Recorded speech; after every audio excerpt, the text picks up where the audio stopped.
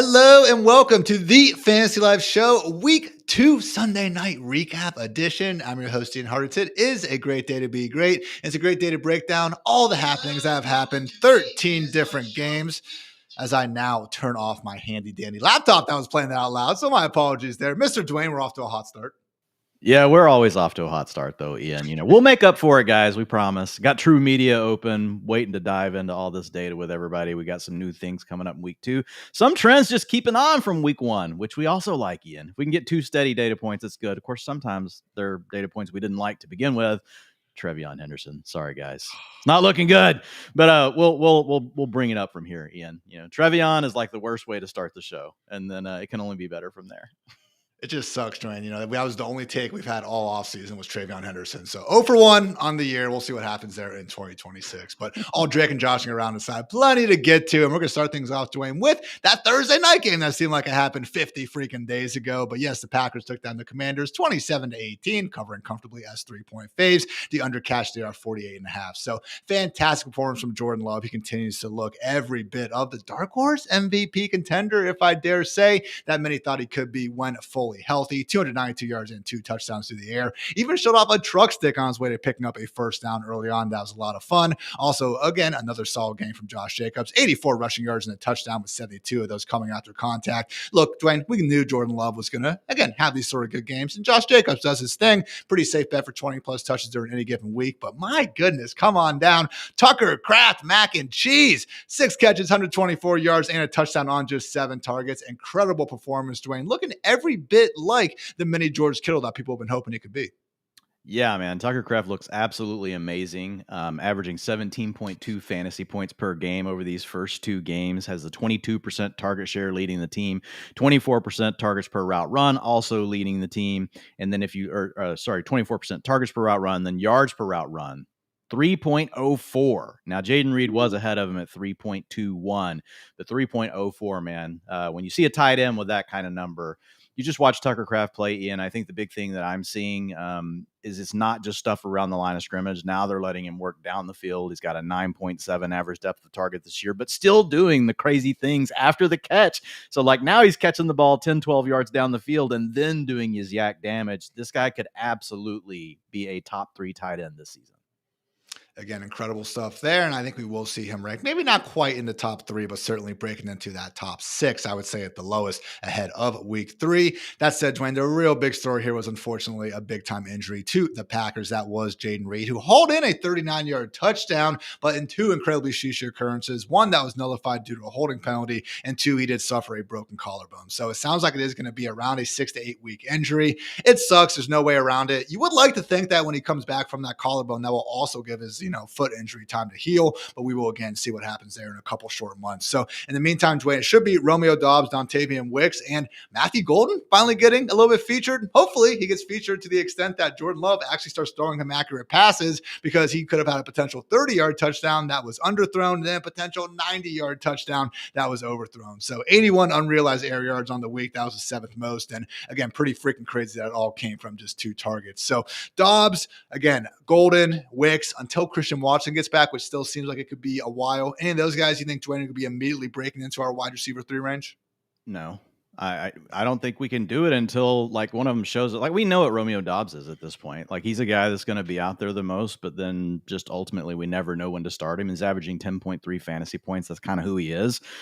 Wicks or Golden, if they were in a full-time role, I think we might get more excited about it. But we need to see that at this point, because it's just a rotation. 75% route participation for Doubs, 54% for Wicks, and then 63% for Matthew Golden. Now, that was a step forward for Golden. So if you've got him on a roster, you're in a mid-sized to deeper league, you want to definitely hold on to Matthew Golden. If you're playing in a shallower league and, there's other things out there, I get it. If you just decide that you got to move on. But most leagues, you should be holding on to Matthew Golden. And he's kind of I don't want to, this sounds so lame. He's still the golden ticket that I want to be holding on this passing offense after Tucker Kraft. Also, I don't know what you're doing, Ian. I've got Jaden Reed a ton. If I've got an IR spot, I'm moving him to IR. But if I have to make tough decisions in some leagues, I am willing to move on from him. If you're in a deep league, obviously you're keeping Jaden Reed. Just depends. If I only have 4 or 5 bench spots to work with, yeah, it probably is going to be tough to go ahead and keep someone like that. Because again, it's not like we could exactly feel great about starting Jaden Reed as it was, despite him obviously being a great player. So also there's a situation, guys, where Michael Parsons and this Packers defense looks very much like the class of the NFL. And because of that, I think we are going to see the Packers in a lot of games where they are running away with things and they're in positive game script. And we have Jordan Love only throwing for 22 pass attempts. And then if you're doing, we saw last Thursday night. If you're doing one thing off of what we've seen the first 2 weeks, honestly, like if there's one piece of super actionable intel, in my opinion, on this team, it's to go buy actually on, Josh Jacobs. And we saw this last year. He started off slow like this, but he was getting all the work. He's averaging 21 rushing attempts per game, guys, and he's scoring 14.2 fantasy points. I'm sorry, this is a good enough offense. Ian just talked about the defense. They're going to keep feeding this man. He's going to end up, it's going to be like it was last year. He's going to get to the point where he's scoring 17 to 20 fantasy points per game. And right now, he's only averaging 14.2. So, like, the utilization's there. We got a good offense. We like the offensive line. You got a defense. It keeps him involved in the game scripts. I think Josh Jacobs is set up really well.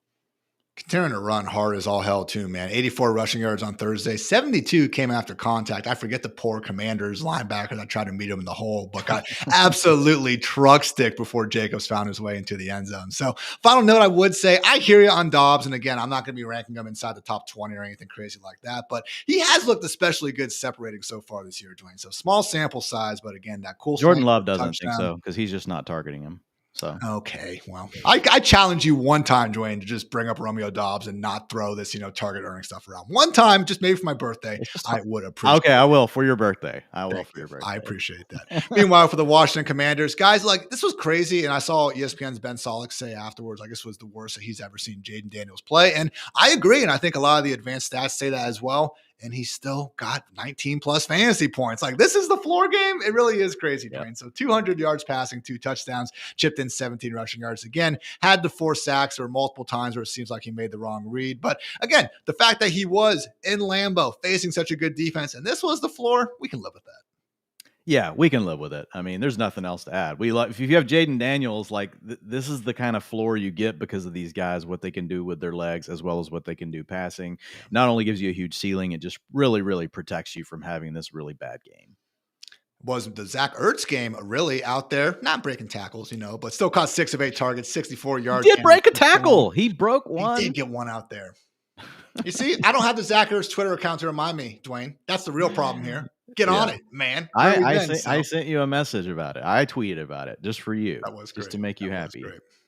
Terry McLaurin, team high, 9 targets, caught 5 of them for 48 yards. You would like to think that he'll continue to get more and more on the same page with Jaden Daniels now that they are again practicing with each other. Deebo Samuel did find the end zone, caught 7 of 8 targets for 44 yards. No rush attempts, which could be changing, Dwayne, because unfortunately we had one of the first major injuries of the year, and that was Austin Ekeler, unfortunately tearing his Achilles. So pour one out. Again, just incredible what Ekeler has done his entire career, and even when you just kind of say what he's done before considering the fact that he was a UDFA. Again, get better soon, King, first fantasy Hall of Famer whenever he does decide to hang the cleats up. So incredibly unfortunate, Dwayne, as is our jobs, though. We have to take injuries and then talk about what's going to happen next. So with that in mind, Bill Krosky Merritt rocketing up the ranks for you, or are you a little bit worried that Jerry McNichols, maybe someone else, can make things a little bit more complicated? Well, the reports we were already hearing was that Bill was going to ultimately end up taking over the backfield. I just feel like and again, I'm with you on Austin Ekeler. Awesome dude. Came on a show with us this summer. Austin Ekeler has helped me win fantasy championships in the past. He's near and dear to my heart in many ways, more than one. So, yeah. Pour one out for Austin. Hopefully, he gets back at it and he can come back in 2026 for some more fantasy goodness. But yeah, Bill Krosky Merritt, I think, is the primary target here. We've had Jeremy McNichols, get a little bit of work here and there over these 2 weeks, but it was a little bit less in this second game. So I do really still feel like Bill was the reason that they were able to move on from Brian Robinson Jr. We could also see Chris Rodriguez active, get a few carries here and there. So we'll see if they keep a rotation, but if you're placing a chip on one of them, in my opinion, it is clearly Krosky Merritt. Just 4 touches on the evening, which again was very surprising to see in real time. Obviously, we'll be changing there in the future. Dwayne, DeAndre Swift or Bill Krosky Merritt rest of the season? I lean Bill. I just feel like I've kind of already seen DeAndre Swift in these two games get a pretty big role. And I'm like, okay, still DeAndre Swift. Dang it, man. Like, come on, for one time, like score points when you're given these opportunities. We'll talk about the Bears here in a minute. Some of his opportunities went over to Kyle Monunga as well. So I think I do lean slightly to Bill, but I think you're putting him in the right range. But like, if I think about which one of them is most likely to be the guy that I'm super excited about, like in 5 or 6 weeks from now, I tend to lean towards Bill, but at the same time, man, we don't know for sure. How about you? I think it's about right. Again, moving forward and just who I'm going to want to have in December, I do lean Bill. Swift has had some nice runs. I know he had the fumble today, and that's all everyone wants to talk about there. Maybe Monangai does come on, but I just feel like our community hates Swift a little bit more than everyone else for whatever reason, but the point does stand. Tony Pollard versus Chuba Hubbard versus Bill, similar sentiment. I feel like that is the range, though, Dwayne. Mid-tier to low-end RB2. I think I would take Chuba straight up over him right now. Just like Chuba's still playing good, and he's not, again, I don't want to get ahead, but he's not losing the passing down work like we thought he was going to. He had the 2-minute offense again today. So, look, man, like, I feel like I got kind of cute with the Trevion stuff this summer, and I'm still feel good about Trevion long-term, but like sometimes when you just have some of these players that are playing, they've been paid, they're getting the carries like Chuba, like, just give me him. Just give me him, and maybe I'm overreacting to, what's happening with Trevion and some of the rookies right now, but that's how I feel.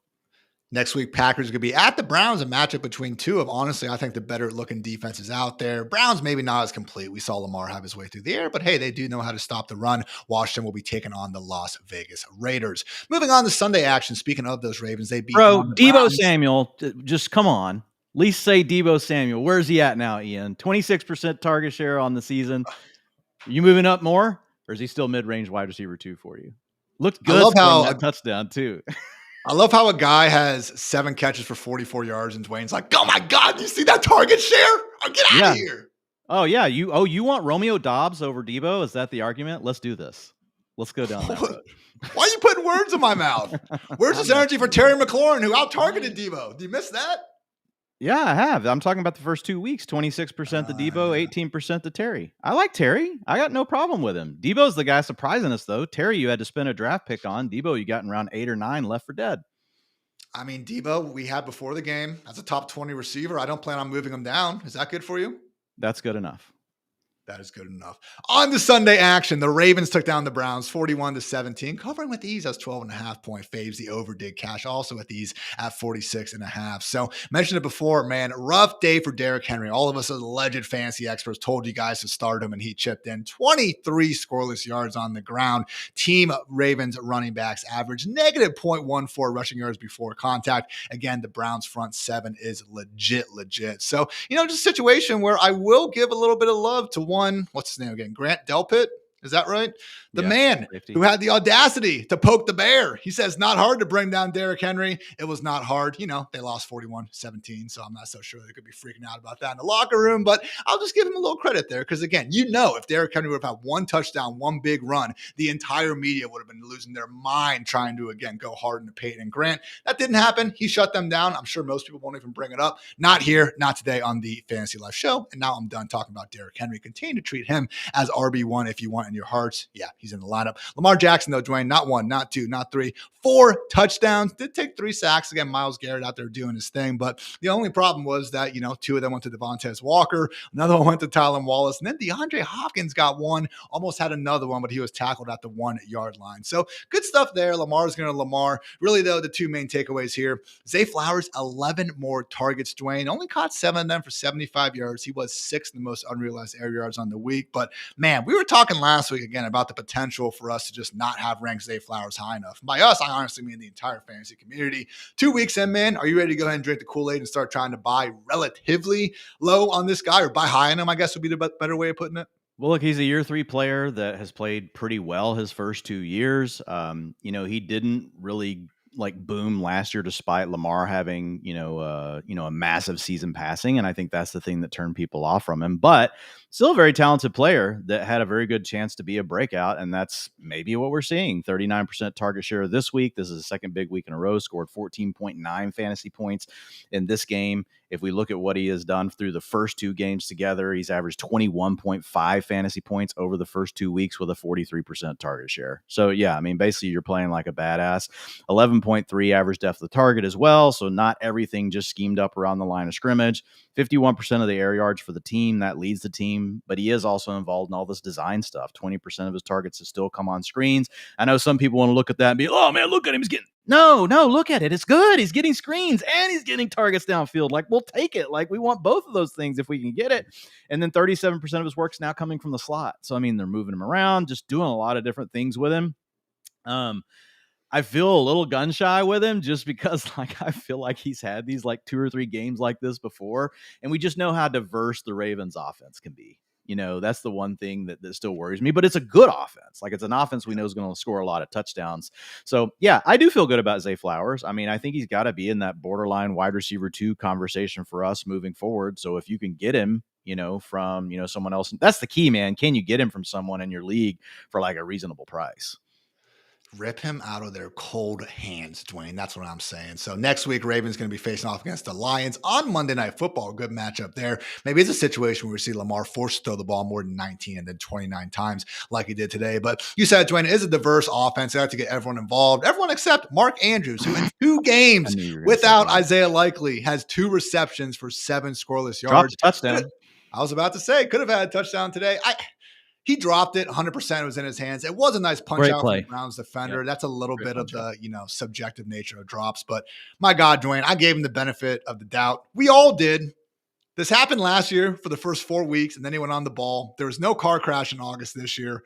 I have no idea what's going on, but we cannot confidently start Mark Andrews in week 3. I don't know either, but I'm just going to say it's still a 2-game sample. Like, and we're still so early. And historically, I'm just going to put this out there, guys. This doesn't mean it's always true, but our priors, so basically ADP, is actually more predictive of the rest of the season for a player up until about week 4. So just keep it in mind. Ian's right. Like, I have Mark Andrews in a couple of lineups right now, and I feel absolutely sick about it. I've got Harold Fannin on the bench in 2 of those. Next week, I'm just putting Fannin in, so that'll be a guaranteed 2 for Fannin and 27 for Mark Andrews. But I'm still going to do it. But I am just throwing it out there that, look, we're still early. And, I mean, Mark Andrews, do we suddenly think he just, like, hit an absolute cliff, you know, after what he did at the end of last year? I mean, it's not like he's like a 35-year, he's not Zach Ertz out here. So, yeah, I would say Zach Ertz. Well, yeah, in more than ways than one. And one way is bad. He's not scoring fantasy points like Zach Ertz. But I would just say Mark Andrews, man, here's the positive: 79% route participation at least this week. Last week, it wasn't even up to 70%, despite not having Isaiah Likely. The challenge is, though, we'll be getting likely back sooner rather than later. You know, it sounds like we don't have a for sure timeline on him, but once that happens, it's not ideal. On the other sideline, Joe Flacco, you know, could not quite get the Mr. Elite revenge game we were maybe all hoping for. 199 yards, touchdown, and an interception through the air. Also took 2 sacks and lost a fumble. Kevin Stefanski did say there will be no quarterback change. Shout out to Dylan Gabriel for throwing his first touchdown to Dylan Sampson there late. Let's face it, Dwayne, real story here was the emergence and starting role of Quinshon Judkins. That has barely practiced with the team for the last month and a half. Apparently did not matter. Turned 10 rush attempts into 61 yards. Caught 3 passes for 10 yards. So I would say the 61 yards, maybe a little bit fluky, busted off a 31-yard run late in the 4th quarter against who knows who on the Ravens defense. But that said, man, getting that sort of usage is really encouraging when we were told he was going to be more of a backup role. That said, I'm looking at the snaps now, Dwayne. I don't love seeing who's at the top. Yeah, I mean, 25% snaps is how they limited him. But when he was out there, they gave him the carries and he led the team.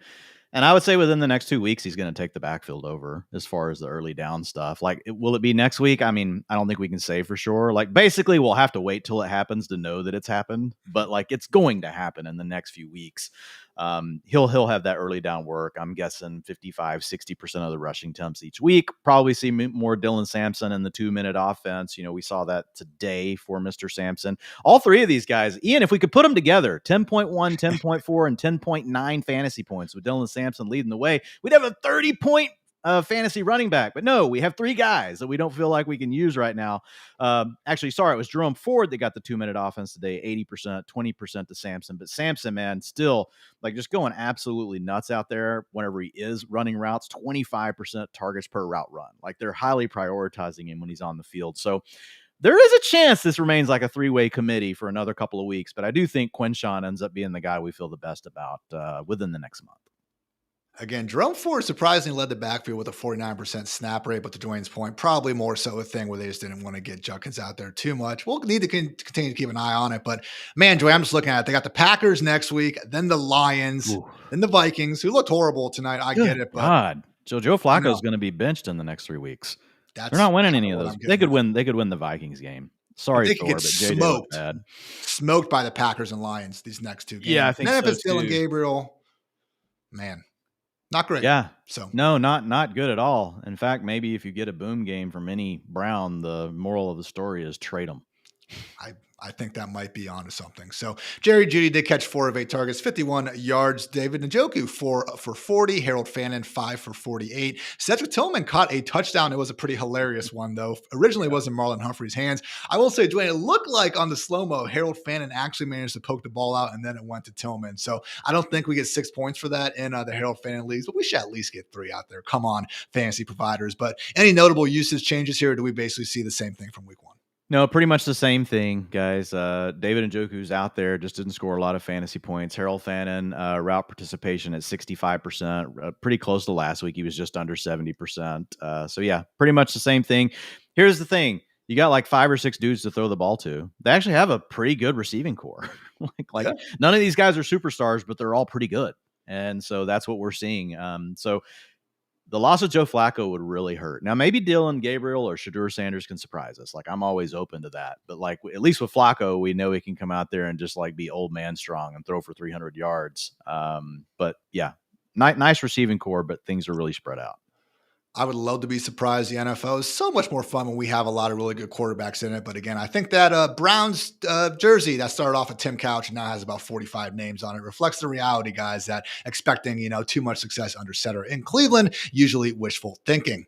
Moving on, we had the Rams take down the Titans 33-19. LA covered as 5.5-point faves. The over cashed at 41.5. Another really solid performance from Matthew Stafford, 298 and 2 touchdowns through the air. One to Devontae Adams finally took them enough. I think 4 end zone targets before for nothing. Finally did find him. Devontae had 106 yards total. Also, Puka Nacua doing Puka Nacua things, caught 8 of 9 targets for 91 yards. And on a 4th and 1 fly sweep, Dwayne, one of my least favorite calls in the entire playbook. That never works unless you give it to Puka Nacua. He broke like 2 tackles and ran in for a 45-yard touchdown because Puka is an absolute baller. And honestly, at this point, if you wanted to really make a conversation for him as the wide receiver 1 in the NFL, I'd probably still give it to Chase, but wide receiver 2, wide receiver 3, man, he is every bit as good in real life as he is in fantasy. So you got to love that. But Dwayne, you also got to love what you've seen from Devontae Adams so far in 2 games. Yeah, 2 games with Matthew Stafford. We got a 35% target share, 35% targets per route run.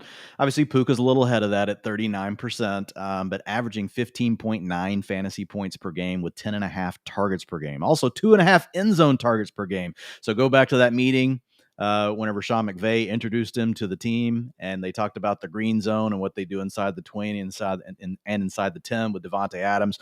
We're absolutely seeing that right out of the gate. So, yeah, I think when you look at Devontae Adams, you've got a top 12 fantasy wide receiver right now. Again, it's the Rams. It's a highly consolidated attack as well. It's all about Puka, Devontae Adams, and Kyren Williams.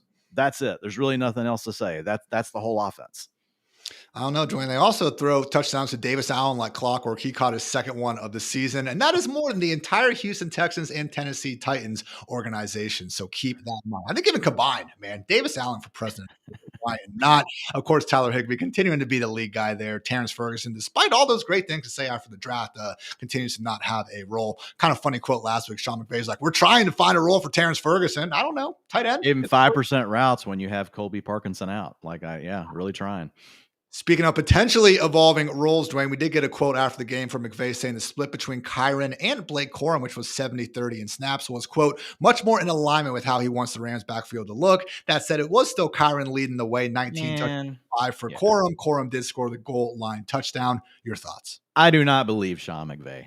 Don't believe him at all. 3 of the 5 opportunities for Corum came in the fourth quarter when essentially in blowout status. Up to that, we had the same exact thing we see from Kyren every week. And also, by the way, Sean McVay has said this crap so much. Like, I love Sean McVay. I love his offense. I like having his fantasy players on my team. I just don't believe jack shit that comes out of the man's mouth when it comes to stuff like this. So he says positive things about his players. Why wouldn't any coach? He's just being exactly. He's being positive, but we read too much into it. And guys, just so you know, on that last drive of the game, they actually were giving it to Kyren to soak things out. Kyren got down to the 1 yard line, then they literally just kneeled it out. Okay. So I really wonder if the people trying to say, oh, all of a sudden it's moving to more of a committee would be keeping that energy. If again, Kyren had managed to get 3 extra feet on his last carry. Corum is the running back too, and should be rostered in deep leagues. Absolutely. Like, that's very clear to us at this point. And Corum could be, I mean, he could be valuable. He was getting some targets. I mean, like, we like we like Corum. We really do, but I don't buy the stuff from McVay. And look, we want all the touches we can get for Kyren, and he is averaging this year. It's like 19 and a half. Last year, it was a little bit over 21. So, yeah, it'd be cooler if we had a few more. But, man, it's a Rams. It's a good offense. I still imagine, Dwayne, that you and Friedman have Kyren projected for, an easy 11, 12 touchdowns on the season. I really would be hard-pressed to believe that Kyren's going to finish any worse than as an upside RB2. Over on the other sideline for the Titans wasn't exactly pretty. Cam Ward continues to flash. Again, the tape looked great in week 1. He had a couple off-script moments yet today as well that looked good. Only ended up though with 175 yards and 1 touchdown through the air. Did take 5 sacks and lost a fumble, probably because he was under pressure on 44% of his dropbacks. The 1 touchdown was to Alec A.O. Manor though, where again Cam Ward did a really good Houdini act to go ahead and keep the play alive. And man, before that though, Dwayne, Alec made a fantastic one-handed catch down the sideline. So he had 6 targets, as did Calvin Ridley, who ended up with 57 yards. And look, I still do think that Ridley is going to be the man in the long term here. But that said, Alec is certainly making a case that it could be a bit more of a 1A, 1B situation than many of us, aka definitely me, anticipated. Yeah, I mean, he had a 28% target share in week 1. Now he's setting at a 23% for the season, 25% for Calvin Ridley. They like this guy. Cam Ward really likes him. Route participation on the season still sitting at 75%, so he's got room to grow. I mean, his targets per route run are actually higher than Ridley, 23% to 20%. If you look at his yards per route run, really everything is slightly above Ridley. I'm with you. Like, I think both guys, right? And I think Ridley will end up leading the team, but Alec Iomanner, it's just hard to ignore what he's doing right out of the gate because there's just not a lot of competitions. Van Jefferson, you got Tyler Lockett only playing half the game today. We like Chigakonkwo. We think he can do some nice things underneath, but it's wide open and he's looked good so far. So I feel like we just need to lean into it. And Iomanner looks like he's really the wide receiver 2 in Tennessee. If you're playing in a deeper league, he should definitely be rostered. Medium-sized leagues, just depends on who you've got that you might, be considering cutting. But Iomanner looking really good. And if Cam Ward continues to take steps forward, and suddenly we're talking about a guy throwing for 225 yards per game and not 175, that's going to be big for Iomanner and Ridley. And look, Iomanner moving up the ranks. He was already kind of now in that top 50 conversation last week. Maybe we can get him up in the top 45 or so this week. Again, baby steps, as Dwayne likes to say. Again, had a bunch of start-sit questions this morning with Chris Allen. I appreciate all you guys tuning out. We are here every single Sunday morning over on the Fantasy Live show. So again, Dwayne, despite the good performance, no, we're not exactly, rushing to start Iomanner in leagues of all shapes and sizes. But to your point, we start seeing a little more consistency from Cam Ward in the passing game, which would make sense when they take on the Indianapolis Colts next week. Then we can get a little bit more excited. Final note, Tony Pollard, 20 carries, 92 yards, 0 touchdowns on the ground. Dominant 89% snap rate. Again, just a situation where Jared Verse and that Rams defensive line didn't exactly make life easy for anyone involved. You would like to think against the Colts, better days will be ahead, but it continues to be a volume-based RB2. Any more thoughts on the Titans, Dwayne? No, I mean, everything you just said on Pollard's true. Averaging 8.9 fantasy points per game on 19 rushing attempts per game through 2 weeks. Like, I mean, come on. Like, that's rough. But he's getting loaded up. He is getting loaded up, and you know how the dam can just break sometimes. It just takes the right opponent, and suddenly you look up and you're like, oh crap, Tony Pollard, 24 fantasy points. Like, could easily happen next weekend against the Colts. Moving along, we had the Bengals take down the Jaguars 31-27. Since he covered as 3.5 point faves, the overcash here at 49.5. So pretty wild ending here. Jacksonville had a chance to ice it with just 3:47 left in the fourth. They went for it on 4th and 5 from the Bengals 7. Brian Thomas Jr., however, could not hold on to the ball. That set up a 15-play, 92-yard drive for the touchdown to win by Jake Browning, because, oh my goodness, guys, it sounds like Joe Burrow could be missing some time. So again, we are recording this Sunday evening. It is almost midnight, but based on what we're hearing, Dwayne, it's turf toe, and it has the potential to be the kind that does require surgery. We already have guys like Adam Schefter and Ian Rappaport throwing around a 3-month timeline to return. So again, guys, you don't need Dwayne and I to tell you how detrimental it would be to lose Joe Burrow for everyone involved in this offense. So yeah, Dwayne, this absolutely sucks. Yeah, it really does. Jake Browning came in and played pretty well today. I mean, he threw the 3 picks, but at least he got the yardage. He was 21 of 32 for 241 yards, gave you 17.7 fantasy points. So, I mean, maybe he can be functional enough that he's got a player like Jamar Chase and T. Higgins. But obviously, yes, we feel far better, guys, about the entire offense with Burrow in there. This is a downgrade to all of these players. But still, I mean, it's like, how far can you move a guy like Jamar Chase down? Like mid-range wide receiver 1 rest of the way if we don't have Joe Burrow? Like that's probably as far as you can go with him. Like last year, I know we moved CD from being like top 3 or 4 down to being like low-end wide receiver 1. I think Jake Browning's shown enough like that we just got to lean into it, man. I'll tell you who I'm worried about is freaking Chase Brown. Like this is 2 weeks in a row, not really looking good. The workload is there. We also know that performing poorly, he's averaged 2.4 yards per carry so far this season, guys. Not ideal. Everybody's, upset about some of these other running backs. No one's talking about Chase Brown. Like people were taking him in the first round. People were losing their minds.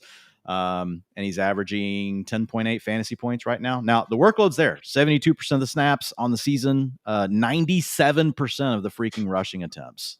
Tosh Brooks is nowhere to be found. It's just Samaje Perine coming in and stealing some of the long down and distance and 2-minute pass down work. So Chase Brown's passing, volume has gone down, still getting a lot of the rushing attempts. But man, like the whole thing of losing Burrow, it's just another thing that's not ideal for Chase Brown. 37 carries this season, Dwayne. He has a long rush of 11.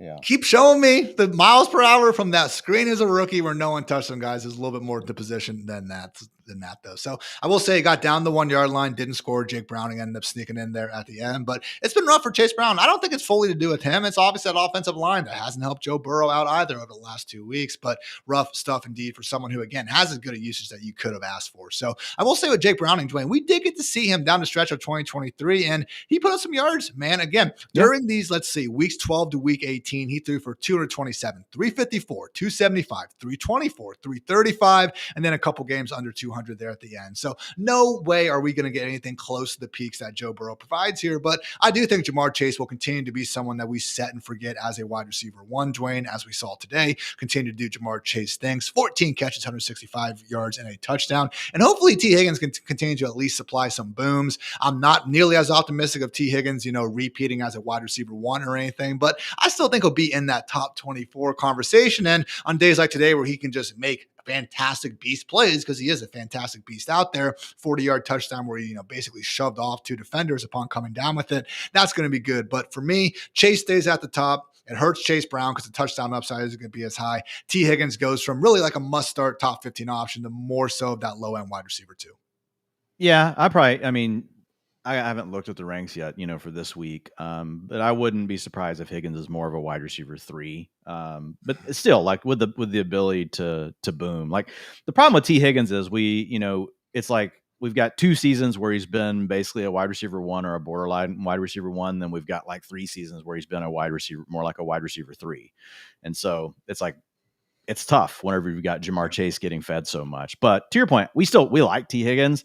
It'll just come down to how well Jake Browning can perform. Hopefully it will look like those game logs that you just ripped off whenever you're talking about what he did 2 years ago.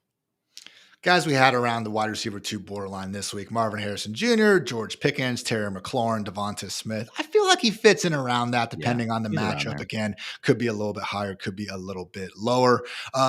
Mitchell Tinsley caught a one-handed 13-yard touchdown, and then a fan threw a dildo on the field. That's just good, clean family fun right there. But good to see the preseason star making some big plays out there. And otherwise, I think that about sums up the Bengals. They'll be traveling and facing the Vikings in Minnesota next week. Moving on to the Jaguars. Duval, trouble in paradise, a.k.a. Duval, Dwayne. There's actually a kind of an image that was caught of Liam Cohen kind of having some choice words for Trevor Lawrence, and Trevor gave him the shush. He threw him off his coach.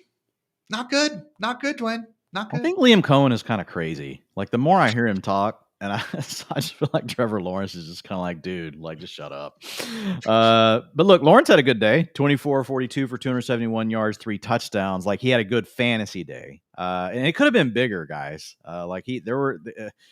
I'll be curious to see if you're going to go fire up the film on Trevor Lawrence in the morning and start, throwing out the other drops that are out there. But he also threw some bad balls too. They had 2 interceptions. Didn't do much in the rushing department, but man, like he and Brian Thomas Jr. just could not get it going. Brian Thomas Jr. has a 27% target share on the season, guys. Like he is so freaking due for a massive game. And like some of today was on him. He had drops.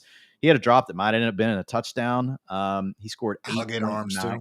Yeah. So like he's getting the targets, not necessarily playing well, but like he's gonna come through. Like so, if your league manager is worried about Brian Thomas Jr. for some reason, I would absolutely be all over that.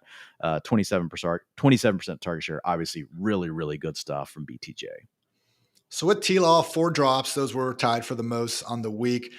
I will say, though, man, he has faced a league low 16% pressure rate through 2 weeks. He's gotten the Panthers and the Bengals. Come on, man. These aren't the matchups where I want to have him to be going, watching the film to try to find ways to stick up for you, all right? Just go ahead. Throw for 300-plus yards against the Bengals when you're given the opportunity to throw 42 passes out here, okay? That's not average 6.5 yards against the Bengals. And, yeah, Brian Thomas Jr., like I said, had some alligator arms. You know why you have alligator arms? Because your quarterback is leading you right into a safety trying to take your freaking head off, man. Because guess what? That was also happening all last season as well in the first half of the year. So it was frustrating, man. Again, I go back to that, just hilarious tweet from Deontay Lee from The Ringer. Like, what, depending on how much you like the quarterback, we can call it a big time throw or we can call it a hospital ball. And maybe it is me being a little bit annoyed with T-Law early in the season, but man, they did feel a little bit more like hospital balls to me. So did throw an interception in the end zone of Travis Hunter that was badly underthrown. The other one too, BTJ, I'm with you. It did look like he stopped a little bit on the route, but I don't know, man. Whatever it is, T-Law, Liam Cohen, BTJ, Travis Hunter,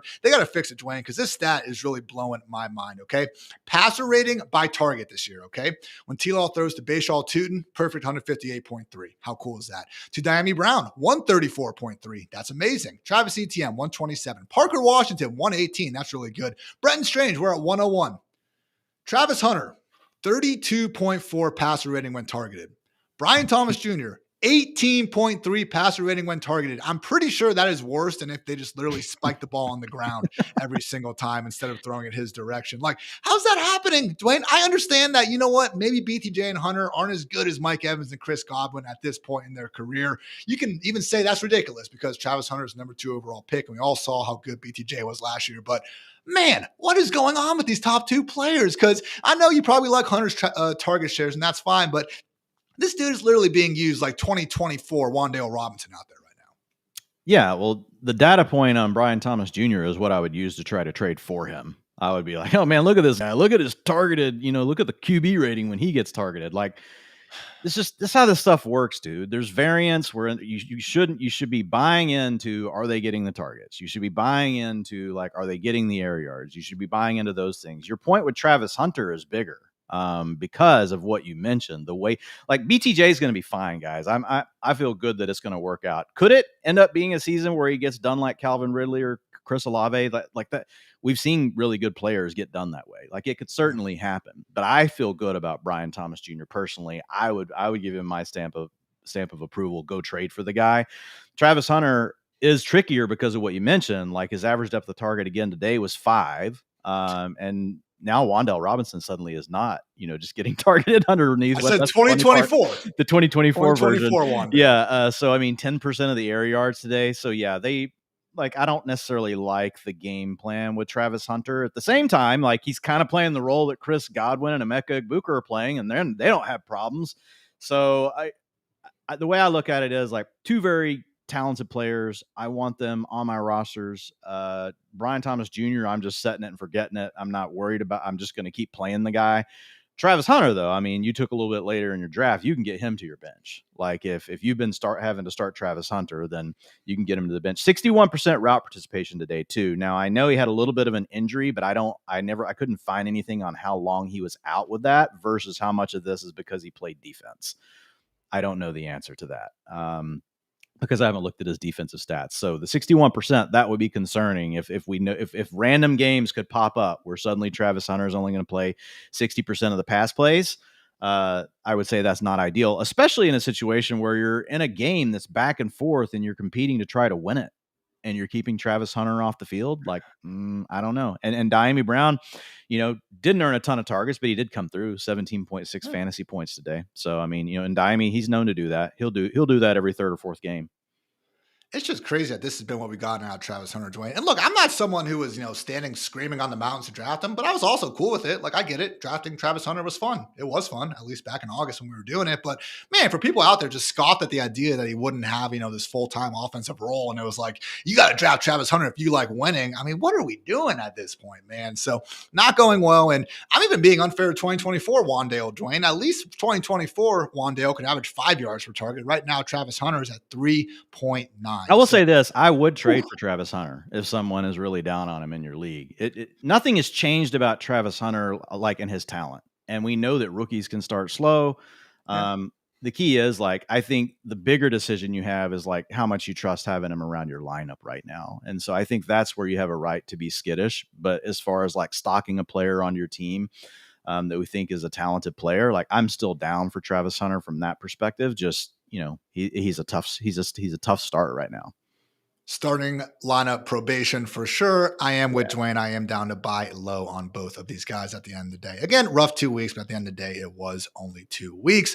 At least we hope. Brenton Strange, 3 catches, 17 yards on 5 targets. Kind of solidifies again that idea that, yeah, sure, he could have some decent games like he did in week 1. Not someone who likely we're going to be able to rely on for consistent top 12 or even top 15 production more weeks than not. Final story for the Jaguars, Dwain, really was this backfield. First game without Tank Bigsby. Travis Etienne still leading the way and making good things happen, but hey, so was Bashal Tootin.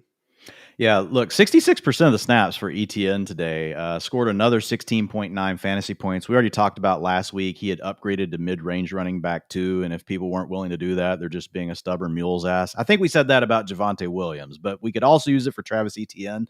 And I think this proves the point, and he's still in that same spot. But yes, the other news here is with Tank Bigsby gone, it was Bajal Tootin moving into the running back 2 role, played 26% of the snaps, got 31% of the rushing attempts. He scored 15.4 fantasy points. You guys probably saw all the highlights because they were hard to avoid, because we've got a lot of people that like Bajal Tootin out there and they want this to happen. I'm one of them. I really want it to happen too, but it cracks me up how we can't post things about Travis Etienne, but we can't post things about Bajal Tootin. I mean, Travis Etienne's also looking good. But yeah, I mean, look, he wasn't out for many of the routes, 16% for Tootin versus 59% for ETN. But LaQuint Allen was not out there as much either this week.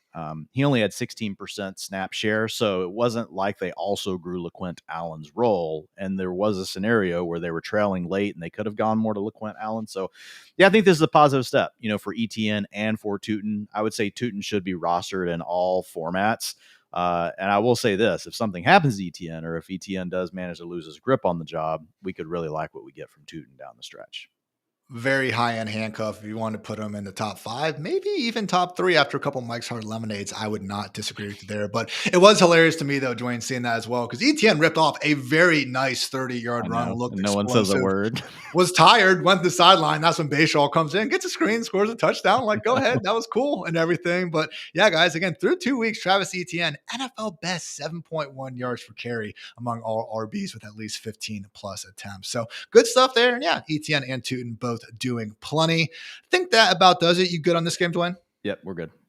Fantastic. Well, the Bills took down the Jets 30-10. Buffalo covered as 5.5-point faves. The under did cash here of 47.5, a rare one, at least there in the early slate. So Josh Allen, $148 through the air, 0 touchdowns, 0 picks. Did chip in 59 rushing yards, the bulk of which came on a very cool, I think, 40-yard run there on the first drive of the game. So just 25 attempts. Again, they had a 17-point halftime lead. He only had a 5-yard ADOT. So just wasn't a game where Josh really needed to put that Superman cape on and do all that much. As we saw in week 1, he is full fully capable of doing big things when called upon. Please do not sweat this one. The real big performance, Dwain, came from James Cook, buck 32 and 2 scores on the ground on 21 carries. 44-yard touchdown was absolutely nasty, man. Probably run of the week for my money's worth. I mean, again, showed multiple sweet jump cuts in the hole. Really was a beauty to see. And also love seeing him get down the 1 yard line, get tackled. And unlike those annoying guys in Philly, they actually gave James Cook another chance to go get that touchdown that he rightfully earned. And he did so on the next attempt. So good stuff there, continuing to work ahead of Ray Davis and company. Again, I think we all know Josh Allen, James Cook are good. What did we see, though, Dwain, out of this wide receiver room? If anything that was new, certainly wasn't, a huge encore explosion from Keon Coleman. It was really freaking gross. It was a massive rotation at wide receiver, guys. It was terrible. Josh Palmer, 66% of the routes. Keon Coleman, 63% of the routes. Khalil Shakir, 56% of the routes. Tyler Shavers, 31% of the routes. Like, they're just rotating all of these guys. And I went back to check and I was like, was this just like because it was a blowout game and the Jets stunk it up? No, this was going on in the first quarter. It happened in the second quarter. So Buffalo does this thing where we don't always know when it's going to happen, but they'll do this sort of thing like out of nowhere. It's some kind of game plan thing. I have no clue what it is, but it's obviously not ideal, especially after what Keon Coleman did last week. We moved him up into like that low end wide receiver 3 territory, but now he can't be in the circle of trust, Ian. He's back out of the circle of trust, like more of just a boom bust wide receiver 4 until we see him lock down more playing time. So yeah, really problematic. James Cook. Like, that's really the only thing you can do in this offense. Khalil Shakir only had 56% of the routes today with an 8% target share. So, and it was a weird script, guys. It was a weird game script, but just, it was going on in the first quarter too. This wasn't just something happening in the fourth quarter. And that's problematic because, again, we knew this was going to be a tough matchup for Keon, expecting them to get that Sauce Gardner shadow. And he was on him a bit, but I know he had multiple catches where it wasn't the case. So I'm curious to see what sites like Fantasy Points and PFF have on that exact data. So, again, unfortunate. Caught all 3 of his targets, had an OPI, for 16 yards. That got overturned, unfortunately. But disappointing day here for the Keon Coleman fan club. Hopefully, again, we still get enough booms to make up for the bust like we saw today. Final note, Dwain, would be Elijah Moore, one of the guys rotating. 31-yard catch. That was sick. I cannot wait to tweet that all 22. He had that defender up in a pretzel, and he rushed for a touchdown, revenge game style. Gotta love that. And to put the cherry on top in the victory formation, he was the guy in the back. He hit a cool little backflip there at the end of the game. So good stuff from Elijah Moore. Good stuff from the Buffalo Bills. Again, 2-0, entering now a Thursday night matchup, them and the Dolphins. Man, if that looks bad for Miami, wonder if that could be the last straw that breaks Mike McDaniel's back. Better effort for Miami this week. We'll talk about them here in a little bit. Over to the Jets. 21 minutes and 39 seconds time in possession, Dwain. That's what happens when you can't really run the ball and your quarterback can barely complete a forward pass. Justin Fields, as great as last week was for all of us, and boy, did we thump our chests about it. 3 completions on 11 attempts for 27 yards. Also lost a fumble to Joey Bosa. Buckeye on Buckeye crime. Hate to see that. Ended his day in the medical tent with a concussion. Brought in the artist known as Ty God Taylor, who got, a mop-up duty touchdown. So, yeah, it was brutal. Bills, as much as Lamar Jackson made them look easy, I am going to give them the benefit of the doubt as a defense that can bring out bad performances from time to time. But I guess the only saving grace, Dwain, is that even in that limited action, 49 rushing yards from Justin Fields. So that was cool. Yeah, I mean, look, this is the Justin Fields experience, guys. You all know this. You've seen him for long enough to know he can be a hot passer. He can be a cold passer. We talked about it last week on the ranking show. Last week, he got the hot version. Yeah, we had hope that maybe he could string together performances, but this is the world of living with Justin Fields as your fantasy quarterback and as your real life NFL quarterback. Like, you're just gonna have to deal with the swings. Now, the cool thing is whenever he does hit big, he hits really big. And typically, if he doesn't get hurt in this game, his rushing is probably enough to help you avoid just a massive, colossal performance. You still come away with maybe 14, 15 fantasy points is what I mean. He's not getting to 20. But he might give you 14 or 15 to where you're just like, okay, I can live with it. I came up 5 shorter than what I wanted. It obviously impacted, Garrett Wilson. Garrett Wilson was still doing his thing out there, Ian. First week, it was like a 40-something target share. This week, 38% target share. Still came up with 9 fantasy points. So he didn't ultimately, just completely kill you, but it wasn't what you were hoping for. And so whenever Fields has these sort of games, this just extends down, to Garrett Wilson because it really impacts the catchable target rate. which is a major part of the utilization score. It's actually pretty sticky for wide receivers during the season. So we'll see. We'll see. Going to be a little bit of a roller coaster, but at least you still had Garrett Wilson getting his targets. 50 yards for Garrett. No one else had even 10 receiving yards, which again, certainly is an indictment to a probably pretty big extent to Justin Fields. But man, some of these NPCs out here, Arian Smith, Tyler Johnson's getting some targets here in the year 2025 still. Arian Smith is out there. Like Alan Lazard isn't even the number 2 guy. You want to say Arian Smith one more time? Who's Mason Taylor, Arian Smith? Yeah, Tyler Johnson could be something. Tyler Johnson is the funny one. 97%. Well, you had Josh Reynolds out this week. Man. Yeah, I know, right? He's the if only would have had Josh Reynolds. He's the Jag of all Jags that was actually out of the game and gave playing time to Tyler Johnson. Man, let's stop talking about this passing attack. Do you have any questions on the running backs? Jesus. Step back, obviously, for Breece Hall. Again, just the game script and everything, it wasn't going to be easy, but just 2.9 yards per carry certainly wasn't anything near the dominant performance that we saw in week 1 from this rushing attack. So Braylon Allen continuing to do a whole lot of nothing, proving that training camp hype was mostly a whole lot of nothing. Look, Breece Hall, low end, mid-tier, RB2 in the right matchup, and it's going to be really tough for him to get in the RB1 status with this offense having, like you said, roller coaster of ups and downs. We appreciate you, DGD. DGD says, I'm only watching for the Arian Smith data. So that's what he's here for. Well, I'll tell you what, he got 6% of the rushing attempts. How about that? He got a carry today. Wow. So we'll give you that. But I just want to say, yeah, he's the new Debo. He's the new Puka Nakua.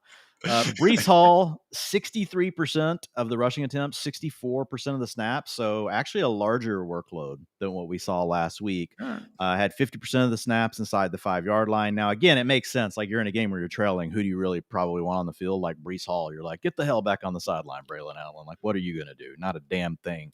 40% of the 2-minute offense went to Breece Hall, but you also had some of it scrolling. Who was the other person? Isaiah Davis. Was the other guy. 60% went to Isaiah Davis. So yeah, a little bit better like utilization from Breece Hall. Obviously did not come through with 5.8 fantasy points. Again, this is going to be the life in the Jets offense, guys. And like good luck picking the good and bad games. I honestly feel like if you have the top players from the Jets, you just kind of have to play them every week, Ian. I would like to think this is the floor. I'm not super certain about it, but only 154 yards. I do think it's the floor. The problem is you could hit the floor again. Yeah, that's true. What you're really wondering is if this is rock bottom. I mean, they only ran 43 offensive plays. The Bills had 43 rush attempts out here. So again, just tough to do all that much with it. They stayed committed to the run. Like, I mean, they threw the ball 22 times and ran the ball 21 times in a game they lost 30-10. Wow. So they're at least now that's 43 plays. Jesus. Let's move on.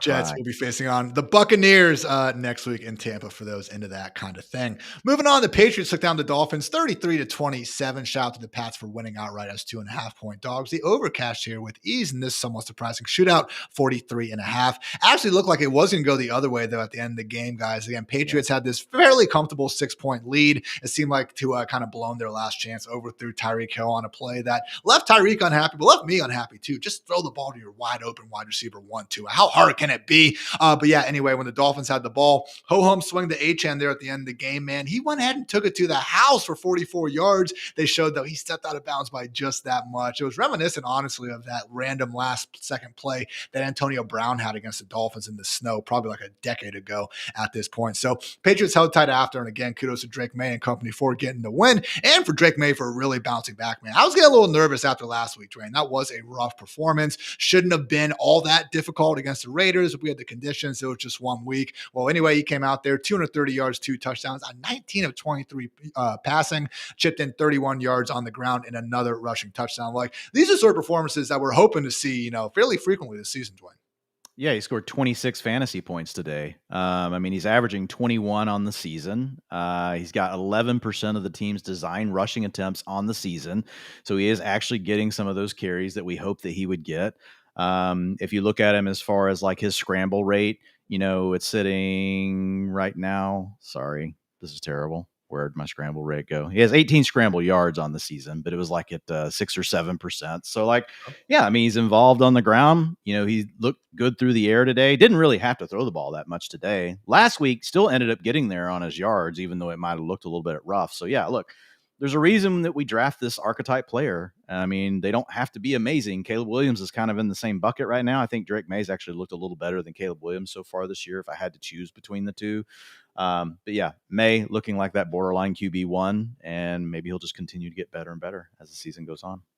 Still not in the world's best offensive environment. I do think we'll have, a fairly bumpy road. Hopefully not as bumpy as the Justin Fields experience. Had to get one last, note on the Jets there, obviously. But, Dwayne, they are facing off against the Steelers next week. And just based on what we've seen from Sam Darnold and then even Justin Fields himself, in week one against Pittsburgh, like all of a sudden that's a matchup that, again, I'm not nearly as worried about as I might have been there 3 short weeks ago. So we'll see with May. But yeah, he's certainly going to be a QB1 and likely starting in your lineup. So good job by you listening to this, hopefully for drafting him through the air. That one touchdown did go to Kayshon Boutte, beautiful one-handed catch in the end zone, but unfortunately that was his only target on the day. Stephon Diggs wound up leading the way with 5. He caught 4 for 32 yards, and Austin Hooper had 38 yards, making Hunter Henry look like a freaking jag out there, Dwayne. So I'm just a big fat Hunter Henry hater, so please don't mind me. But also your guy Mac Hollins caught a touchdown, Dwayne. Next gen stats had him over 21 miles per hour with shoes on. Just imagine how fast this dude would be if he didn't have to be, constrained by these just random artifacts that force us to be separated from planet Earth faster than anything Derrick Henry hit in week 1. Mac Hollins, absolute force to be reckoned with. And I know me going on here is just pissing Dwayne off. That's the only reason why I do it. But anyway, Dwayne, with these wide receivers, did we see Stephon Diggs get back to a full-time role? And do we have any explanation for Kayshon Boutte only getting 1 target? No, another just honestly putrid scenario we got going on here. 57% route participation to Stephon Diggs, 57% to Mac Hollins, Kayshon Boutte at 73%, so he couldn't even get to 80% this week. Demario Douglas 37%. They ran the 2 tight end stuff this week. Austin Hooper had 47%. Now they were leading. This is a game where they built a lead, didn't necessarily have to push it, to your point, like the Dolphins. It was 15-14 and a half. It wasn't that. It got interesting in the second half, but they had already shelled up, man. Like it had already happened. So look, you can't trust any of these guys.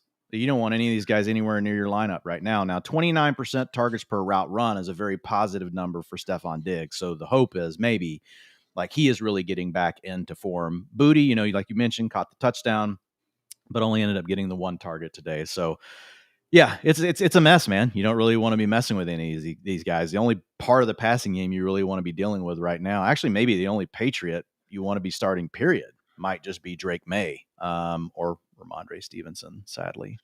Ooh, and there is talk about this now. The transition that just scares to our veins, Dwayne, to our core, because Ramondre Stevenson went out there, dominant, 65% snap rate, 11 carries, 5 targets. And yeah, it'd be cool to be able to sit here and be like, oh man, the coaching malpractice. How could he keep Travion on the bench? Stevenson, 54 yards on 11 carries, 88 yards on 5 catches, including a great 55-yard catch and run on a downfield wheel route. 6 missed tackles for us, Dwayne. That was tied for the 3rd most on the week. So I think we all fully expected Ramondre to, be a big part of the backfield, maybe even lead it for the early on. But I think the more surprising part has been Antonio Gibson also working his way into this. Didn't do a ton on offense, did have a sweet kick return touchdown, though. Yeah. My man still got that juice, believe me. And then Travion Henderson, 3 carries, 10 yards, 2 catches, 30 yards. I think the problem, Dwayne, was he got called for 3 separate holding penalties. And yeah, one of them was on the kick return, but still, and I'm with you, man, pass protection isn't something that we should be, super worried about with this because,